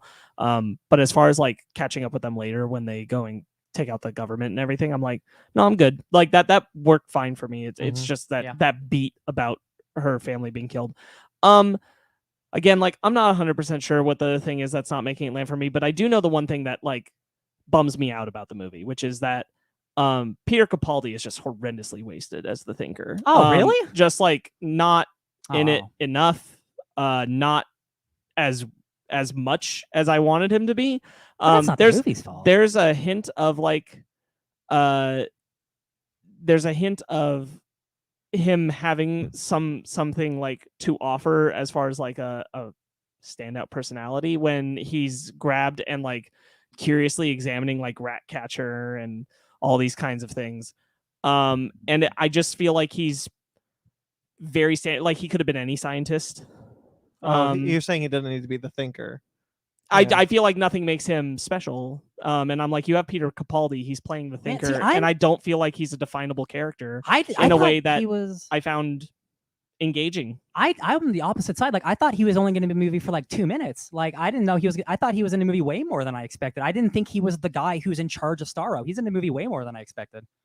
I expected. Like I don't stuff- care. I don't care how much he's in the movie. I You don't said think he's it's a good. underutilized. I do think he's underutilized as a character. I don't think he's a good character. Oh, I don't think that there's a real.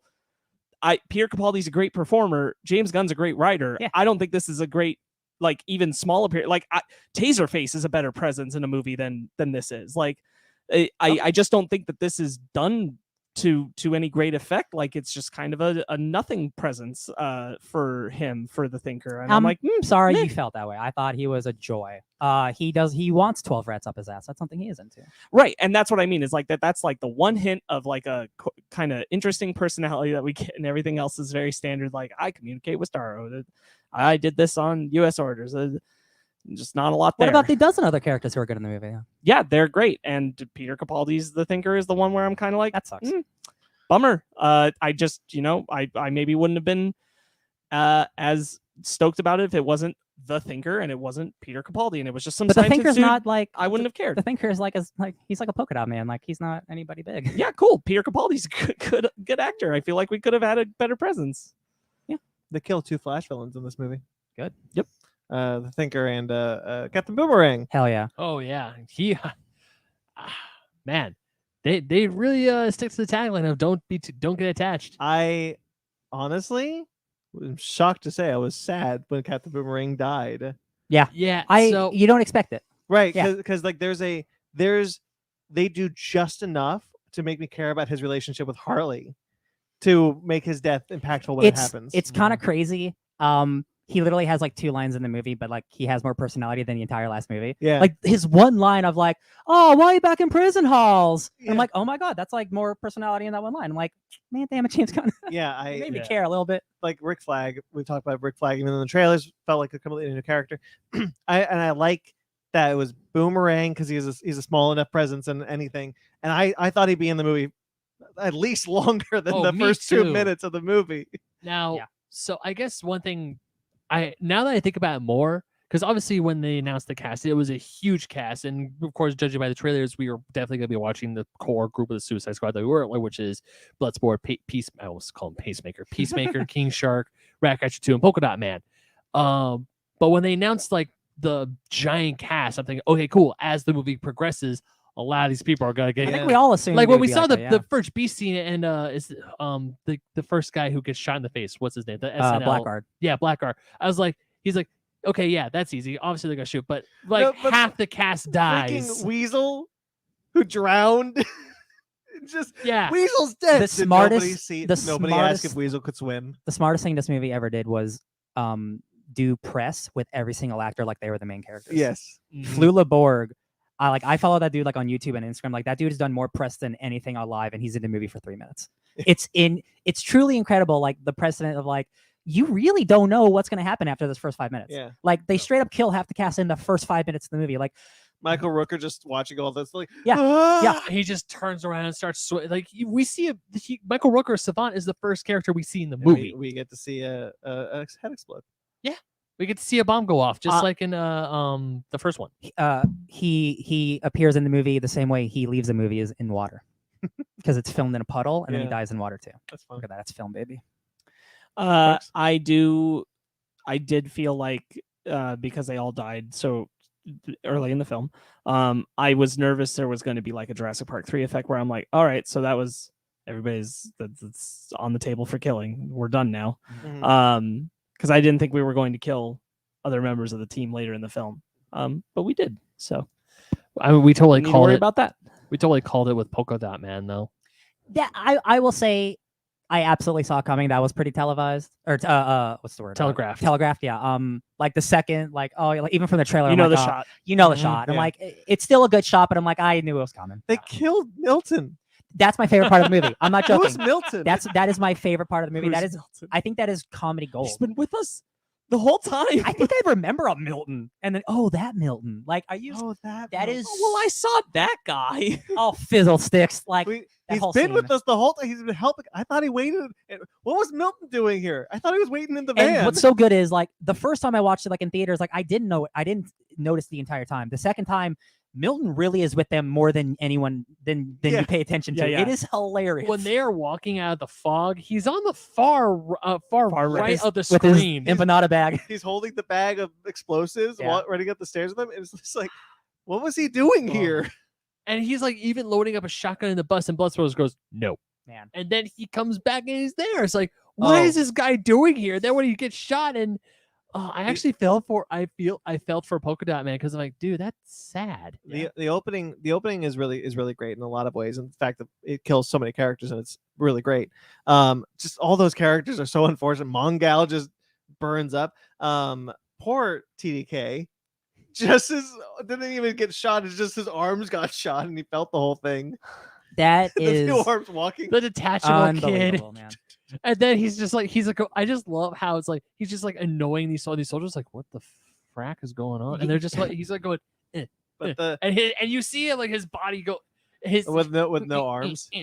Him getting shot and he's just writhing on the ground with no arms. That's so good. Like I this movie's so but funny. what it does is it has stakes, which great. Medium rare.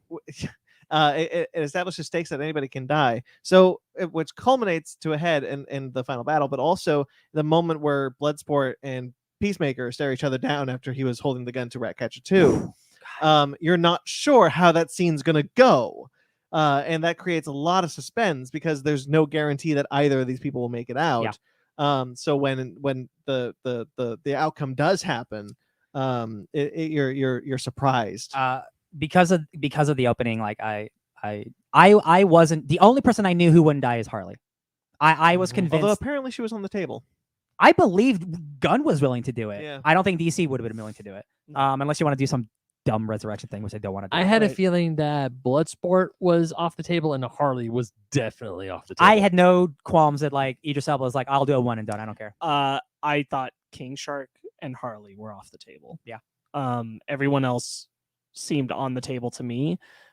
King Shark and Harley, I'm like, they're not going to introduce King Shark and make him who he is and kill him. Yeah. It's just not going to happen. I don't see that. Merchandise too good. Yeah.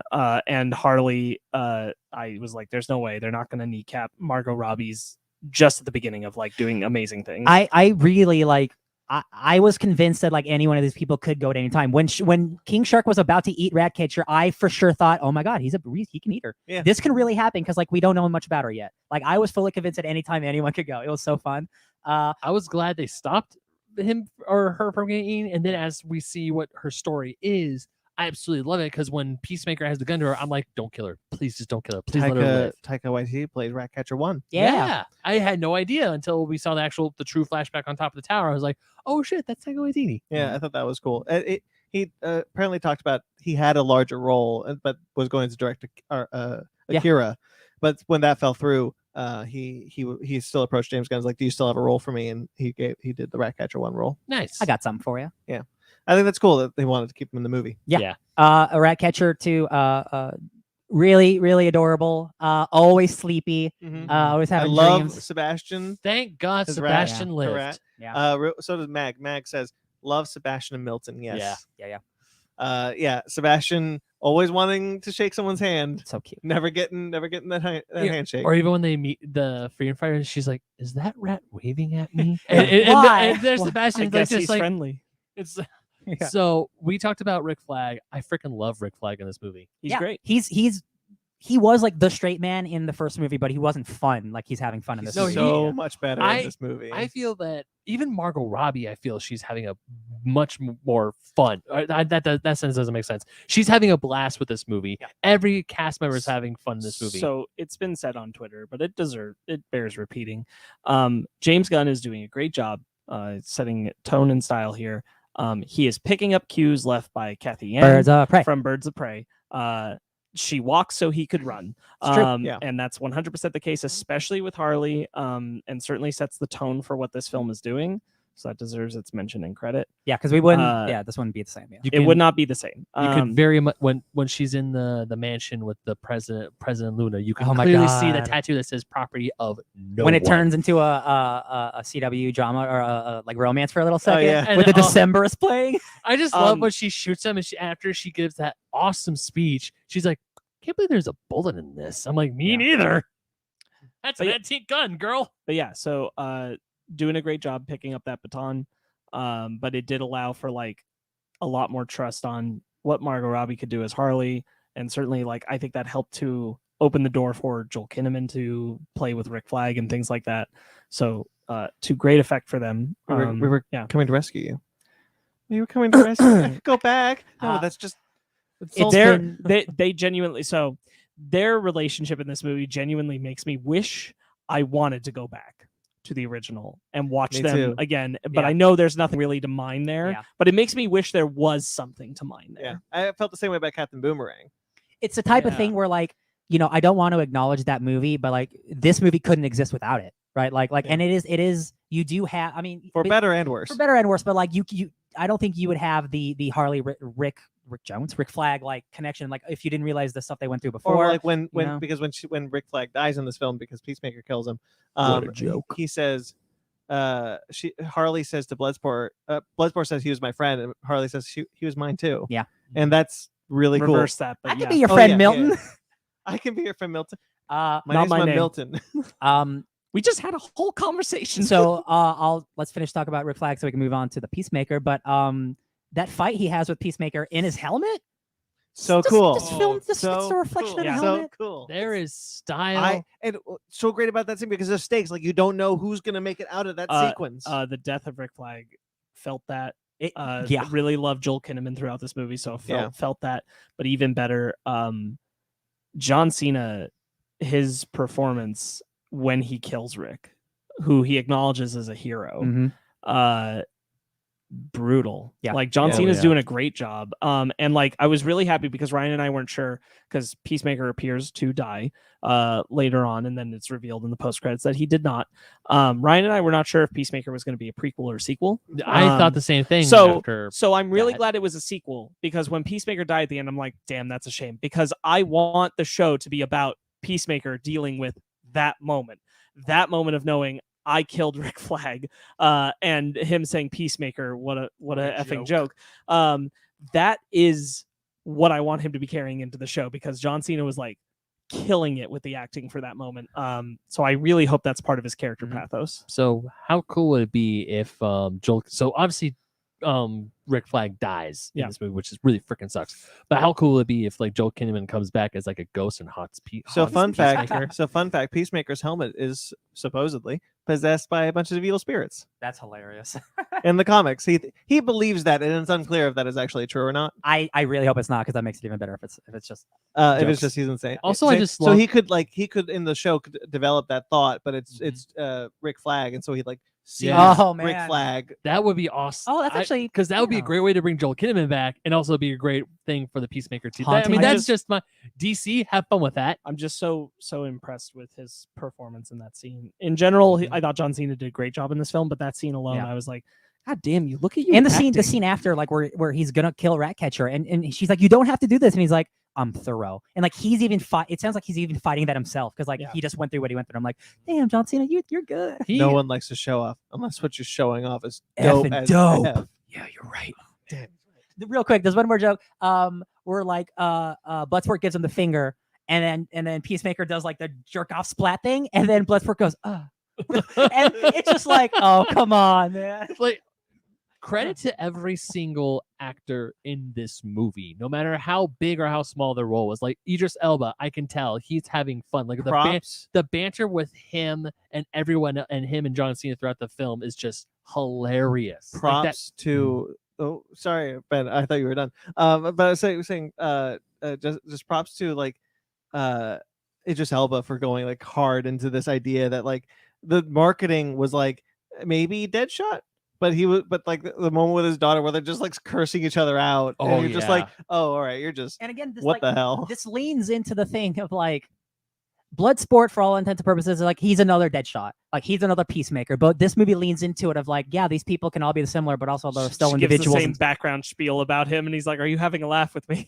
And then, no, yes, so you go to Peacemaker, he's staying at attention like a freaking soldier. She says the exact same thing to, oh yeah, also another unsung hero, the supporting cast behind Amanda Waller. Yeah. Who were her- far more Entertaining. far more entertaining than the first one, and way more worried about Amanda killing them, like in Yeah. the first one. Because I mean, going back to the first one, she straight up murders an entire room of her people Yeah. in cold blood. They and didn't it- get names though. Yeah, they didn't. Yeah, I like the whole dynamic of them betting and Betting yeah, they're a lot on of fun. who's gonna live. And Those are die. those are all actual characters from the original Suicide Squad run too. Yeah. Viola Davis's performance is great. She was Oh, great yeah. in the original, Mhm. but she got to really shine here. Her She does- deadpan. I'm really glad Oh. that she got to come back as Amanda Waller because I think she's doing incredible. She delivers it really dead cold, super well.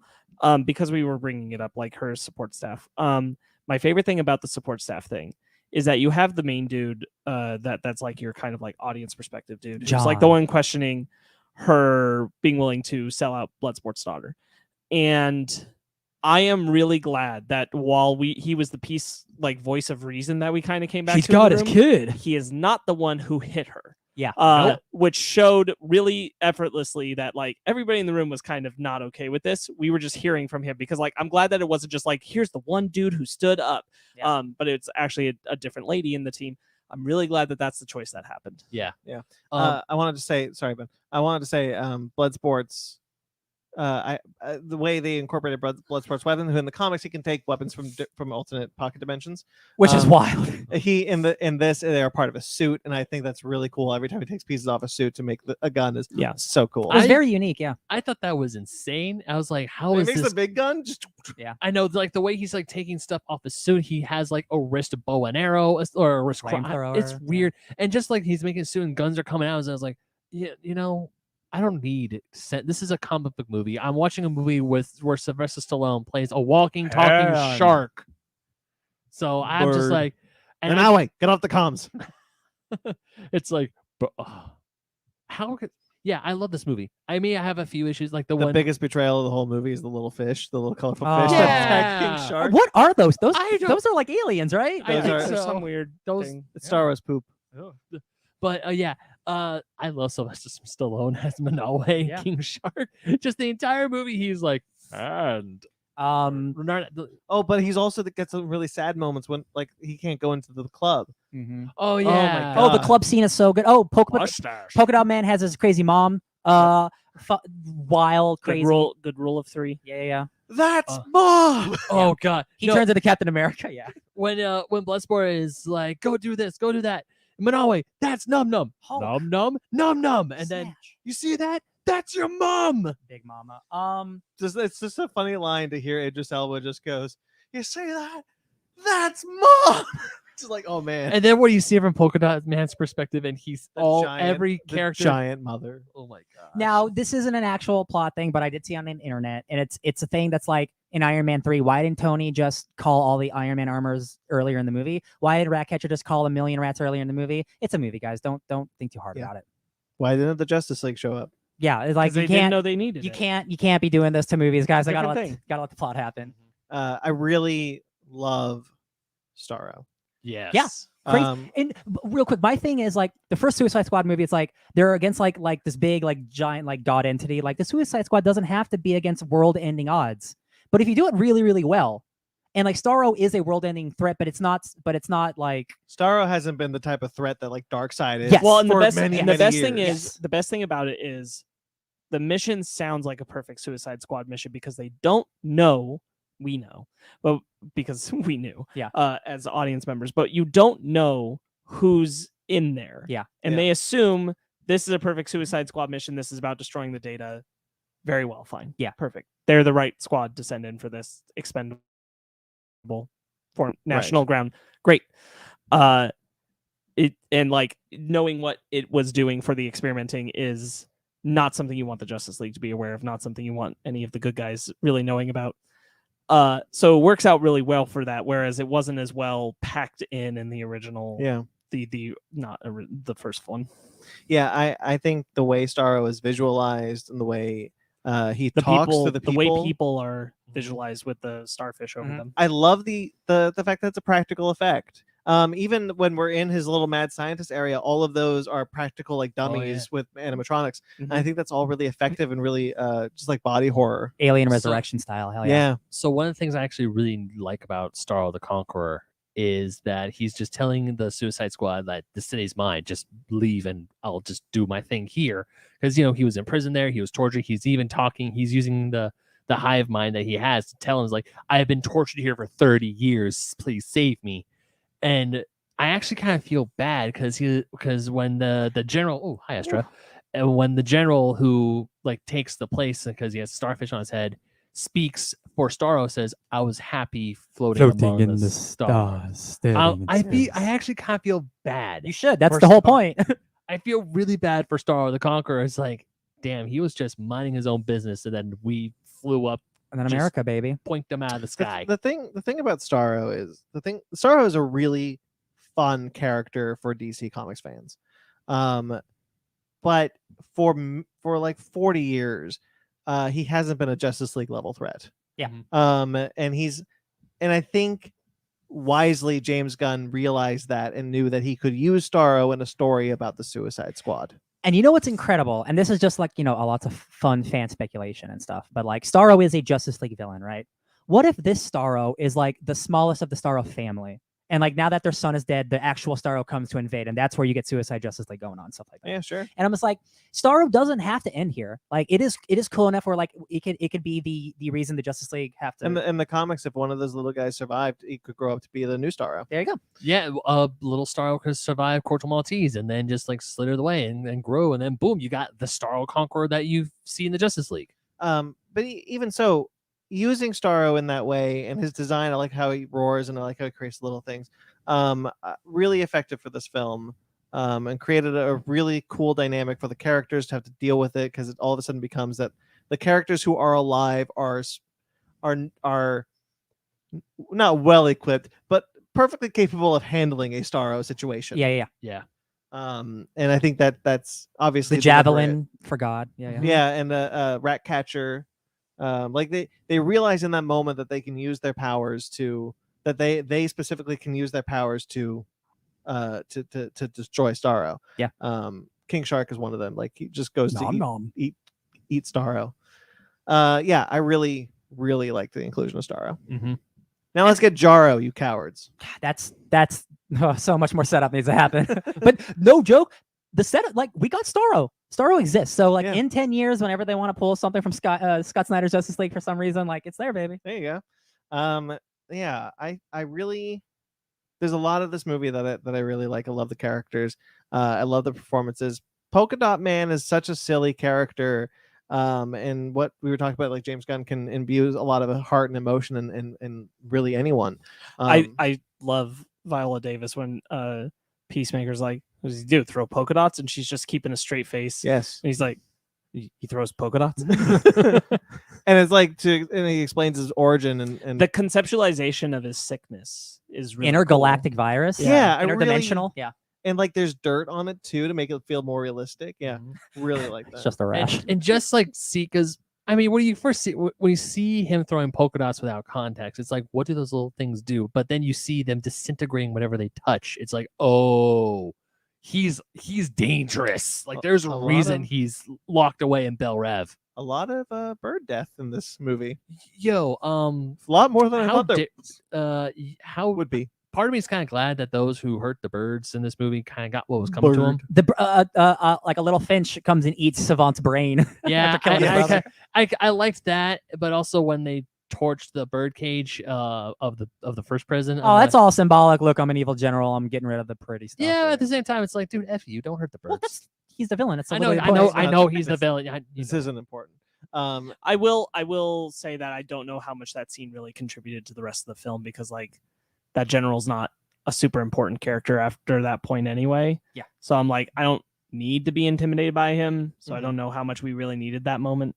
Because I agree. It's just him and his gang. Yeah. It has nothing. It's just like, I don't know what that added. But that's I loved President Luna and Harley and like where that all goes. Like, man, Harley's good on James Gunn for like just holding the camera on Margot Robbie. And this is like a little Harley movie. Letting her deliver her monologue, because it's a perfect like continuance arc from Suicide Squad to Birds of Prey, where she's just talking about like, you're the kind of guy who's gonna, if I say no and walk away, you're gonna kill my dog and you're gonna come after me and all that kind of stuff. And I'm like, man, really just excellent flags. delivery from her. Mm-hmm. Yeah.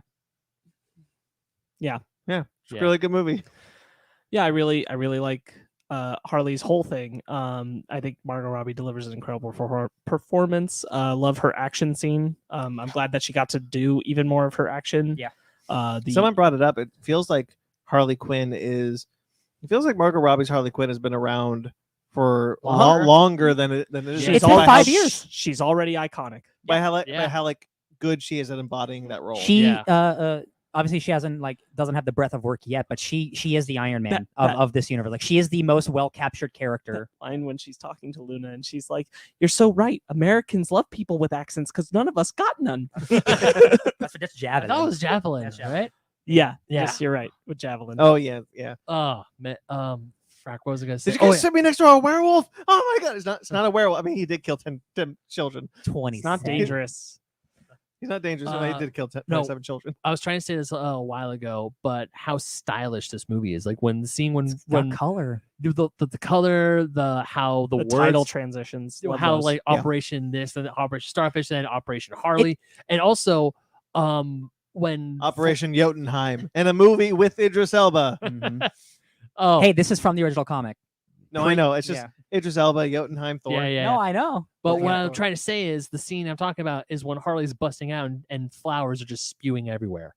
That's just her representation of what she's seeing. Yeah, James Gunn called it her Hurley vision. That's why I'm saying that's how one of the reasons why I enjoy this movie so much is how stylistic it is. It's nice. Yeah, like that first one's just like dull and like, look, we're just in an empty, nameless city. Gray. By the way, his letter about that movie and that script leak, not making it better, bud. Not We're as well talking as you about think it is. James Gunn Suicide Squad. But people who know. People who know. Oh, I was gonna say something. I forgot. Never mind. Okay. Yeah, I don't. Oh, I love the like scene transitions with like the word, like it felt like again, I know this is a comic book movie, but this felt like a comic book movie where like there was issue changes, like, oh, now we're in Operation Harley, this is issue 5 of this trade. Or like when the titles are good. Yeah. like when Savant's head blows up and the blood in the water forms a Warner Brothers Pictures. Yeah. The Starro versus the Suicide Squad. That's issue 6. Yeah. It feels very much like. It feels very much like what we've been talking about with other recent DC films. Aquaman, Birds of Prey to an extent. I know Kathy Ann has talked about this, but like it feels very much like this is one person's vision. Yeah. And he's just let loose in a way that he hasn't been at with Guardians of the Galaxy, which is as other films are at Marvel. And I think that really allows for some creativity and original creativity that we wouldn't have seen otherwise. Yeah, I do. James Gunn is one of the few filmmakers now, along with Denis Villeneuve, who's not made a bad movie yet. Like all his independent movies, the 2 Guardians movies, and now this. Like the only one of his films I haven't seen is Slither. You've seen Romeo and Juliet? Oh no, I meant his Yeah. the 5 films that he mentioned on with The movies that Nathan Fillion. Yeah, that was his first like small movie. What's his name? The guy who founded Troma is in this movie. He's also in every other movie he's been in. He's a quick cameo. Yeah, Ostrander, Don Ostrander is in this movie. He is. He's the Needle Man. He puts the bomb in Savant. I thought that was cool. Yeah. Did that get that guy the check? Got him SAG money, baby. Yeah. He's getting his friends paid. I love it. Honestly, needs to happen more. Yeah. Dave Bautista was offered the role of Peacemaker, and Dave Bautista said no. Oh. And I think John Cena is a much better choice. I love Dave Bautista. Oh, this is the movie. So that he was did Army of the Dead. That he did Army of the Dead instead. Yeah. Oh well. I think John Cena is a better choice for this character. I'm sure Dave Bautista would have been fine, but I think John Cena really rules. Yeah, this. I think he got to shine. Yeah. I don't think Dave Bautista would have looked good in that helmet. Yeah. Oh, there's one more thing I want to praise this movie for: costume design. Just Peacemaker's goofy looking. How different everyone's costume looks. They look like they came out of different comics. And just how goofy Peacemaker's was. Just bright red with a dove. It's like, dude. Polka Dot Man is just a gray leotard with polka dots glued on. Yep. Yeah, I think that's all. Weasel's really just a weasel, man. I liked Ratcatcher's design. Did nobody ask if Weasel could swim? I love it. He's just in the water. Oh yeah. Bloodsport has a rat problem. Like that's all. Like so much good like character stuff. Yeah, it's well done. Yeah. Just so many moments in this movie I enjoyed and and even with the little criticism I had at the beginning. Besides that, I had a blast with this movie. I had so much more fun with this one than I did in the first one. Oh, it's not even it's not in the same league essentially. A league of their own. Yeah, I really like the relationship between Ratcatcher 2 and King Shark. Yeah, me too. If I have to gamble on death, it's worth dying for. Yeah. Yeah, if I have to gamble on love, it's worth dying for. Yeah. I really like that scene of them together and their relationship throughout the whole thing. Mm-hmm. I thought that was really well established. and even Bloodsport, like his quiet relationship building with Ratcatcher, like it's not as overt as what happens with King Shark, but you definitely see throughout the film that he's becoming a more paternal figure to her. Yeah. And he finally and Sebastian just like lays on his leg. Yeah. He finally, because I was scared. I was like, and he's just like, I'm like, please don't squish him. Please don't be that guy. But he's like, he like pets him and, at the end of the day, Bloodsport is a nice guy. Yeah. Peacemaker who tried to kill Superman. Peacemaker wears whitey tighties, and if you disagree with him, that's because you're racist. God, that line killed me. That's racist. God. A lot of fun, a lot of good humor in this one. I wish I could have seen it again. I would have had more to say. Yeah. I did try to watch it again this week, but I just didn't get the time. Yeah, I gotcha. I kind of wish I saw this in theaters, to be perfectly honest. It was fun in theaters. I was like, yeah, wait, it's who did really- I? Who did it's I? really good in I didn't theaters. see it with you. That's right. No, saw it with I you. saw it. I need to save a little bit of money, so I saw this on HBO Max, Yeah, and then I spent my money to go see Free Guy in theaters. Gotcha. Love it. At least my time was well spent because I saw 2 really good movies this weekend. Hell yeah. Yeah, I would have had more to say, but I'm not sure if I do. Yeah. Sparks, you're looking a little. My eyes started irritating me. I don't know why. I'm sorry. Do you It's need okay. to get eye drops? No, I mean, I'm the king of eye drops. If you need them. no, I don't know. Okay. Do we have anything more to say? Because I feel like we're winding down already. No, Nah. I mean, like, I think it's nice to have a win. It's a good movie. Yep. Yeah. Oh yeah. Okay. Let's rate it. I wish it was getting more financial success. Real quick, by since their we're standards. talking about financials, this movie made like $26 million. Financial flop. Free Guy makes like $29 million. It's a success. Yeah, it's not fair. Oh. Yeah, I don't understand this. Also, this movie is free on HBO Max, so people will probably like me. There's plenty of reasons why this film is not doing well at the box office, and we have talked about it before. That is something that studios need to take into account right now. The media shouldn't decide what's a flop, what's a hit. Yeah. It is the studio who has to be like, yeah, this is pandemic times. We get it. Warner Brothers knew what they were doing when they put this movie out Yeah. the way they did. They knew. Can you imagine the headlines for Dune? I'm terrified. That movie's I flopping. will say, because like a big part of like what's weighing against the Suicide Squad is the marketing budget, and I would even argue that like they probably could have pulled that back a little. Yeah. Yeah. I do think that the movie got maybe a little over marketed. Sure. We did get like 3 trailers in like 2 weeks or something. We did. All right. Something like that, and I'm like, there's just an amount of campaigning for it that I don't think they needed to do, and I think they probably would have gotten about the same result. Yeah. Like I think especially with it being available on HBO Max, there's people who are just going to watch it out of curiosity. Absolutely. All right. Well, let's rate it. Ben, why don't you rate it first? Easy 9. Ryan, I also give it a 9, and I have to use the bathroom really badly. so- do it. Sparks. I don't know if we can do this without me It's gonna having be to move. loud. Hold on. It's gonna be loud. This is going to be some great audio because I will not cut this out. Of course not. Why would you ever? Sparks. It's also only a few seconds, so. Yeah, I really, I wish I could pinpoint exactly what part of this movie isn't quite working for me, but I don't know what's the one thing that I think is holding it back, if it is one thing. Mhm. Just something is. But I think it's really solid. So 9, maybe 8.5 to 9, somewhere in there. I think it is a solid 8. Okay. A solid good time of a movie that I really like. All right. Shall we get into our book club then? I believe we shall. All right. Oops. Should have had this ready. Here we go. There we go.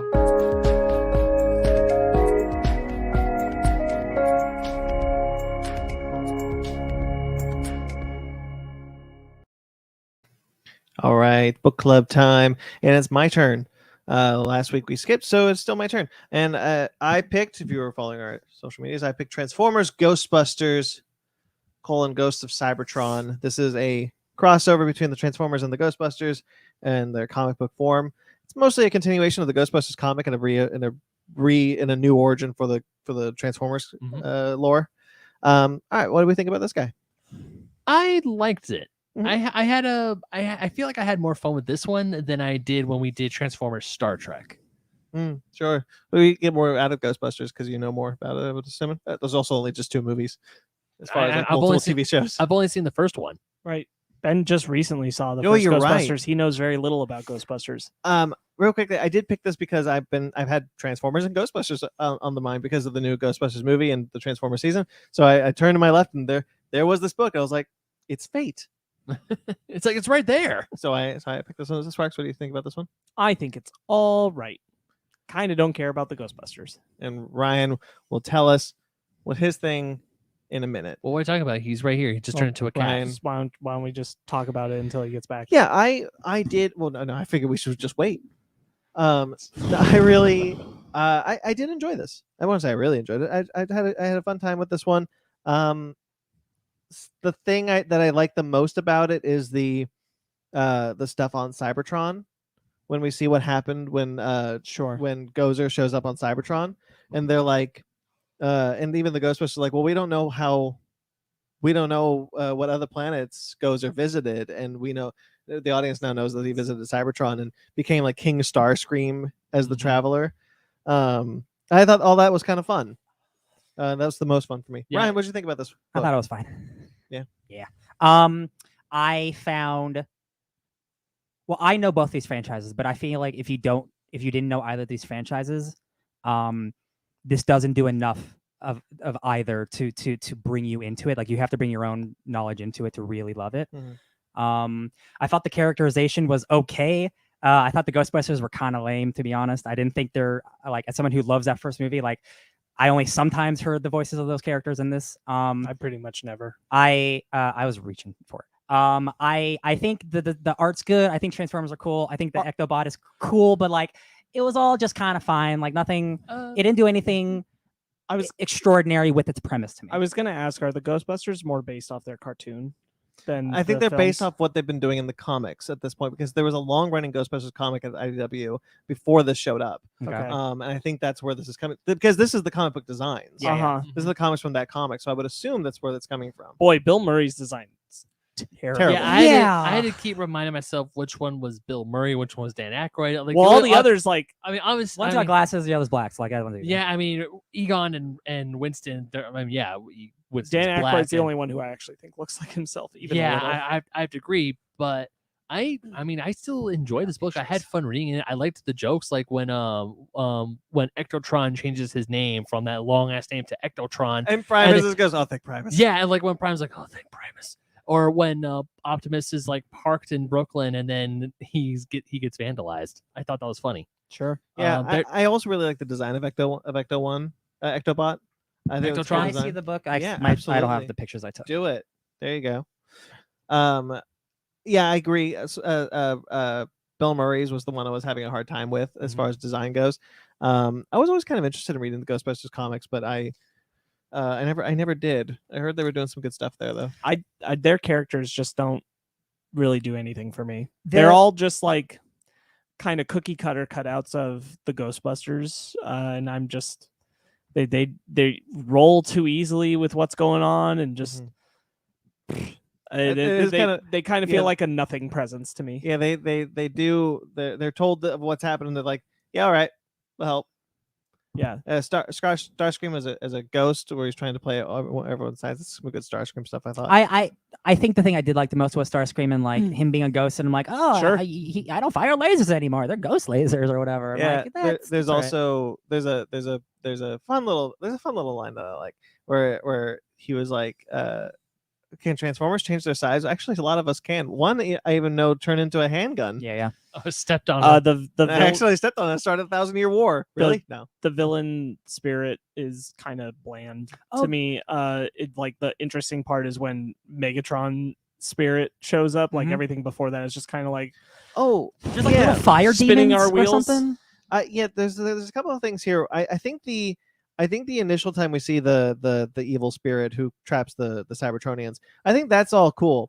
I wasn't crazy about the next time we saw him for some reason.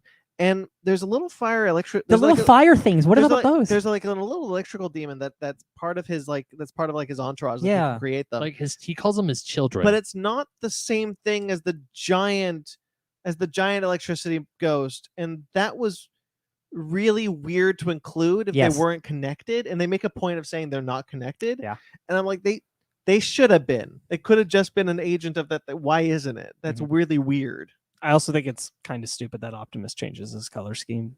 Oh, it's because he had a graffiti. Yeah, cool. The When in Rome. the covers have so many. The covers always show like so many different Cybertronians, and there's only Yeah. like 2 in this whole this whole book. It's Yeah. just and like Ectobot and Um, Prime. The one joke that really worked for me was the one where Optimus is talking to not Bill Murray, and he says there was a powerful Decepticon who could transform into a handheld weapon. I accidentally stepped on him Oh, once yeah. and set off 1,000 years of war. And he's like, "Whoa, is that really? No, not really, but it certainly wouldn't have helped matters." Yeah, I like that line too. Yeah, okay. So the reason why I like the cloak design of the first time we see the big demon design. I like that. That's kind of cool. But Yeah. when he like pulls away the cloak and it's like a Superman villain, I Sucks. guess. yeah, Yeah, like- Sucks. I Did Like, not care about again, that issue at all. the idea of combining Ghost and Transformers, like that puts in my Tried brain, and true has been done before. and like it's like this is the idea that they came up with, and I'm like, really? Like I feel like this president could have been so much crazier. Maybe if there's more volumes in this, it does get crazier. But I'm like, this feels just like wasted opportunity. I like the ectoplasmic Transformers released by Shockwave, There you go. Yeah. where they pop out. I'm like, oh, that's cool, because they're like, the green thing and everything. Yeah. Why does Megatron turn into his Bayformer form when For he like comes a- back? Yeah. Isn't that really weird? I was wondering that too when I was reading this. I was like, why does he look different, like a mixture between Bayformers and They don't even acknowledge it. I'm like, what was this for? Right, Like, they're he just looks like a damn you, combination. Megatron, and you're like, that.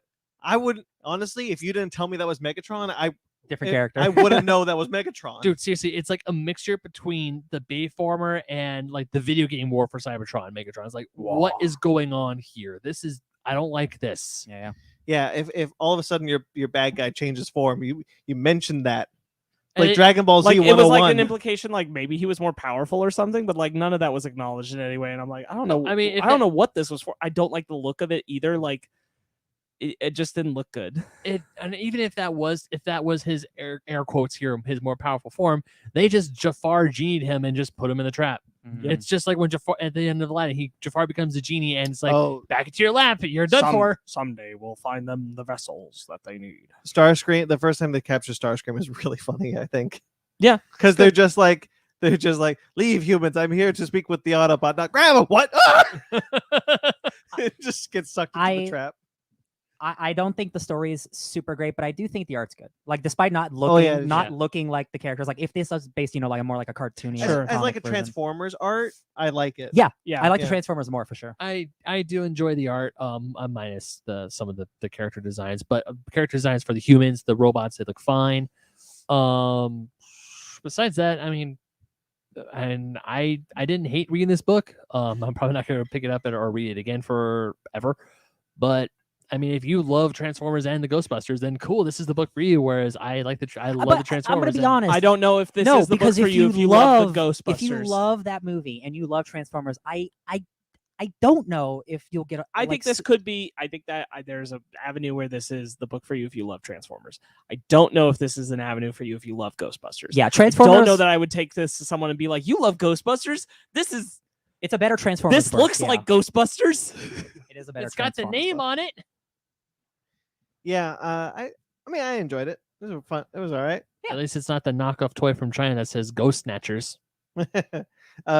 I kind of really want this Optimus Prime with the Ghostbusters color. Honestly, the toy, because there's toy variants on it. I believe Yeah. it. I'm a sucker for Optimus Prime toys though. Ghost Well, Starscream. to be fair, the one toy variant that I am dying to get if I find it out, Nemesis. it's not Nemesis. Oh. It's the Back to the Future one. Oh, that's cool. The Yes, Gigawatt. I do really like. Where's that crossover, guys? Because this came out of the they wanted to create the they wanted to make They a wanted to Ecto make the one toy. Mhm. toy, so they were like, we'll do a comic, and so that's where the comic came Where have from. I heard that before? But they never did. I don't think they did a Transformer Enterprise, and they didn't do a comic for Back to the Future Transformers.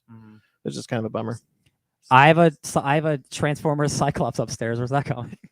Hey, where's that comic? Where's that Marvel? comic? Let's do it. No, do you guys? Transformers X-Men. Yeah. Okay, do you guys remember years ago at Disneyland when they Probably had, not.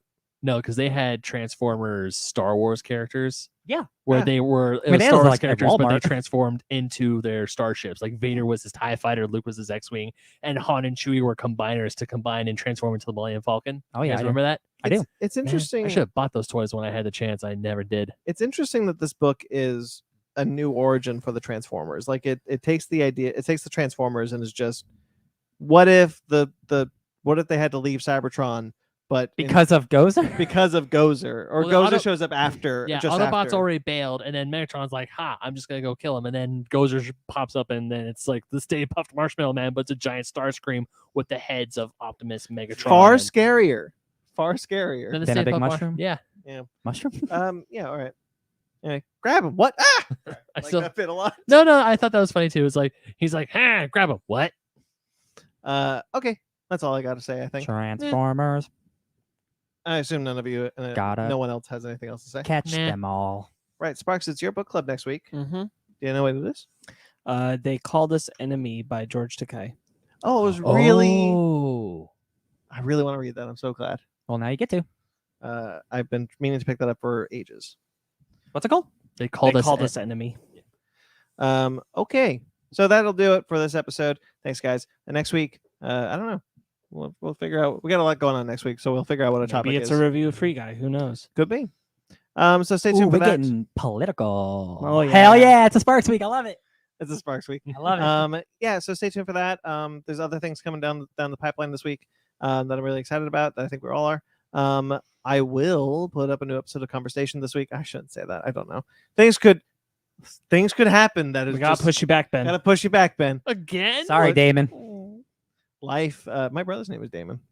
You need to make a conversation Twitter so that your conversation peeps who don't listen to the rest of our shit know what's up. I really should. But the episode with Brandon Jacobs is up now, and you can check out the rest of the episodes back catalog. Really like that show. I really got to get some more people. So if you have a podcast and you want to talk to me, fakenerdguys@gmail.com. Oh yeah. All right. Brandon Jacobs from the Up from the Depths YouTube channel. Thank you so much for doing that show, man. I'm really glad I got you. And of course, there's other things going on our YouTube channel. Make sure to like this video and subscribe to this channel. Make sure to like this video, Please. subscribe to this channel. If you're still with us, you better like it. You can check out our other shows on this channel, such as Fake Nerds Watch, which is coming back with a new episode. Of What If, Ooh. and the first episode of Star Trek Lower Decks. Wee-oo. I'm going to be having oftentimes rotating cast of other podcasters doing Star Trek Lower Decks with me throughout the entire season, and hopefully we do all the Star Trek shows that are going to drop, because I really want to do that. I really would love to cover those on Fake Nerds Watch. And then What If, of course, and then we've talked about doing a Doom Patrol thing, so we'll see what happens. We got things on plates. Yeah. What If is definitely happening, though. That'll be this week. We'll do the first 2 episodes. Might not come out this week, but we'll try. Do what? First 2 episodes of What If? What If, yeah. Oh yeah, we could probably do it this week. Yeah. We'll make it work. Basement Arcade. Yeah. There's a new episode of Basement Arcade. There is. Phasmophobia. Ghosts. And there's definitely more Basement Arcade being worked on. Yeah. That there is. There's a new Basement Arcade pause menu in the pipeline. Yes, there is. So stay tuned for that. Fake Nerd Book Club. That might come back soon. We talked about it. Schedules. So we'll see. And of course, Animation Station. There are more Animation Stations coming, but of course, you can check out our current one, Transformers War for Cybertron Kingdom. That is the latest one that came out this week. War. All of those things are linked below. Check them out. War never changes. Choo choo. Of course, guys, hey, there's still a pandemic. Mag says, stay safe and catch you later. Of course, Mag, you're You the the best. best, Mag. You can check out our we have personal masks still. You know, hey guys, still I bought 2 masks today.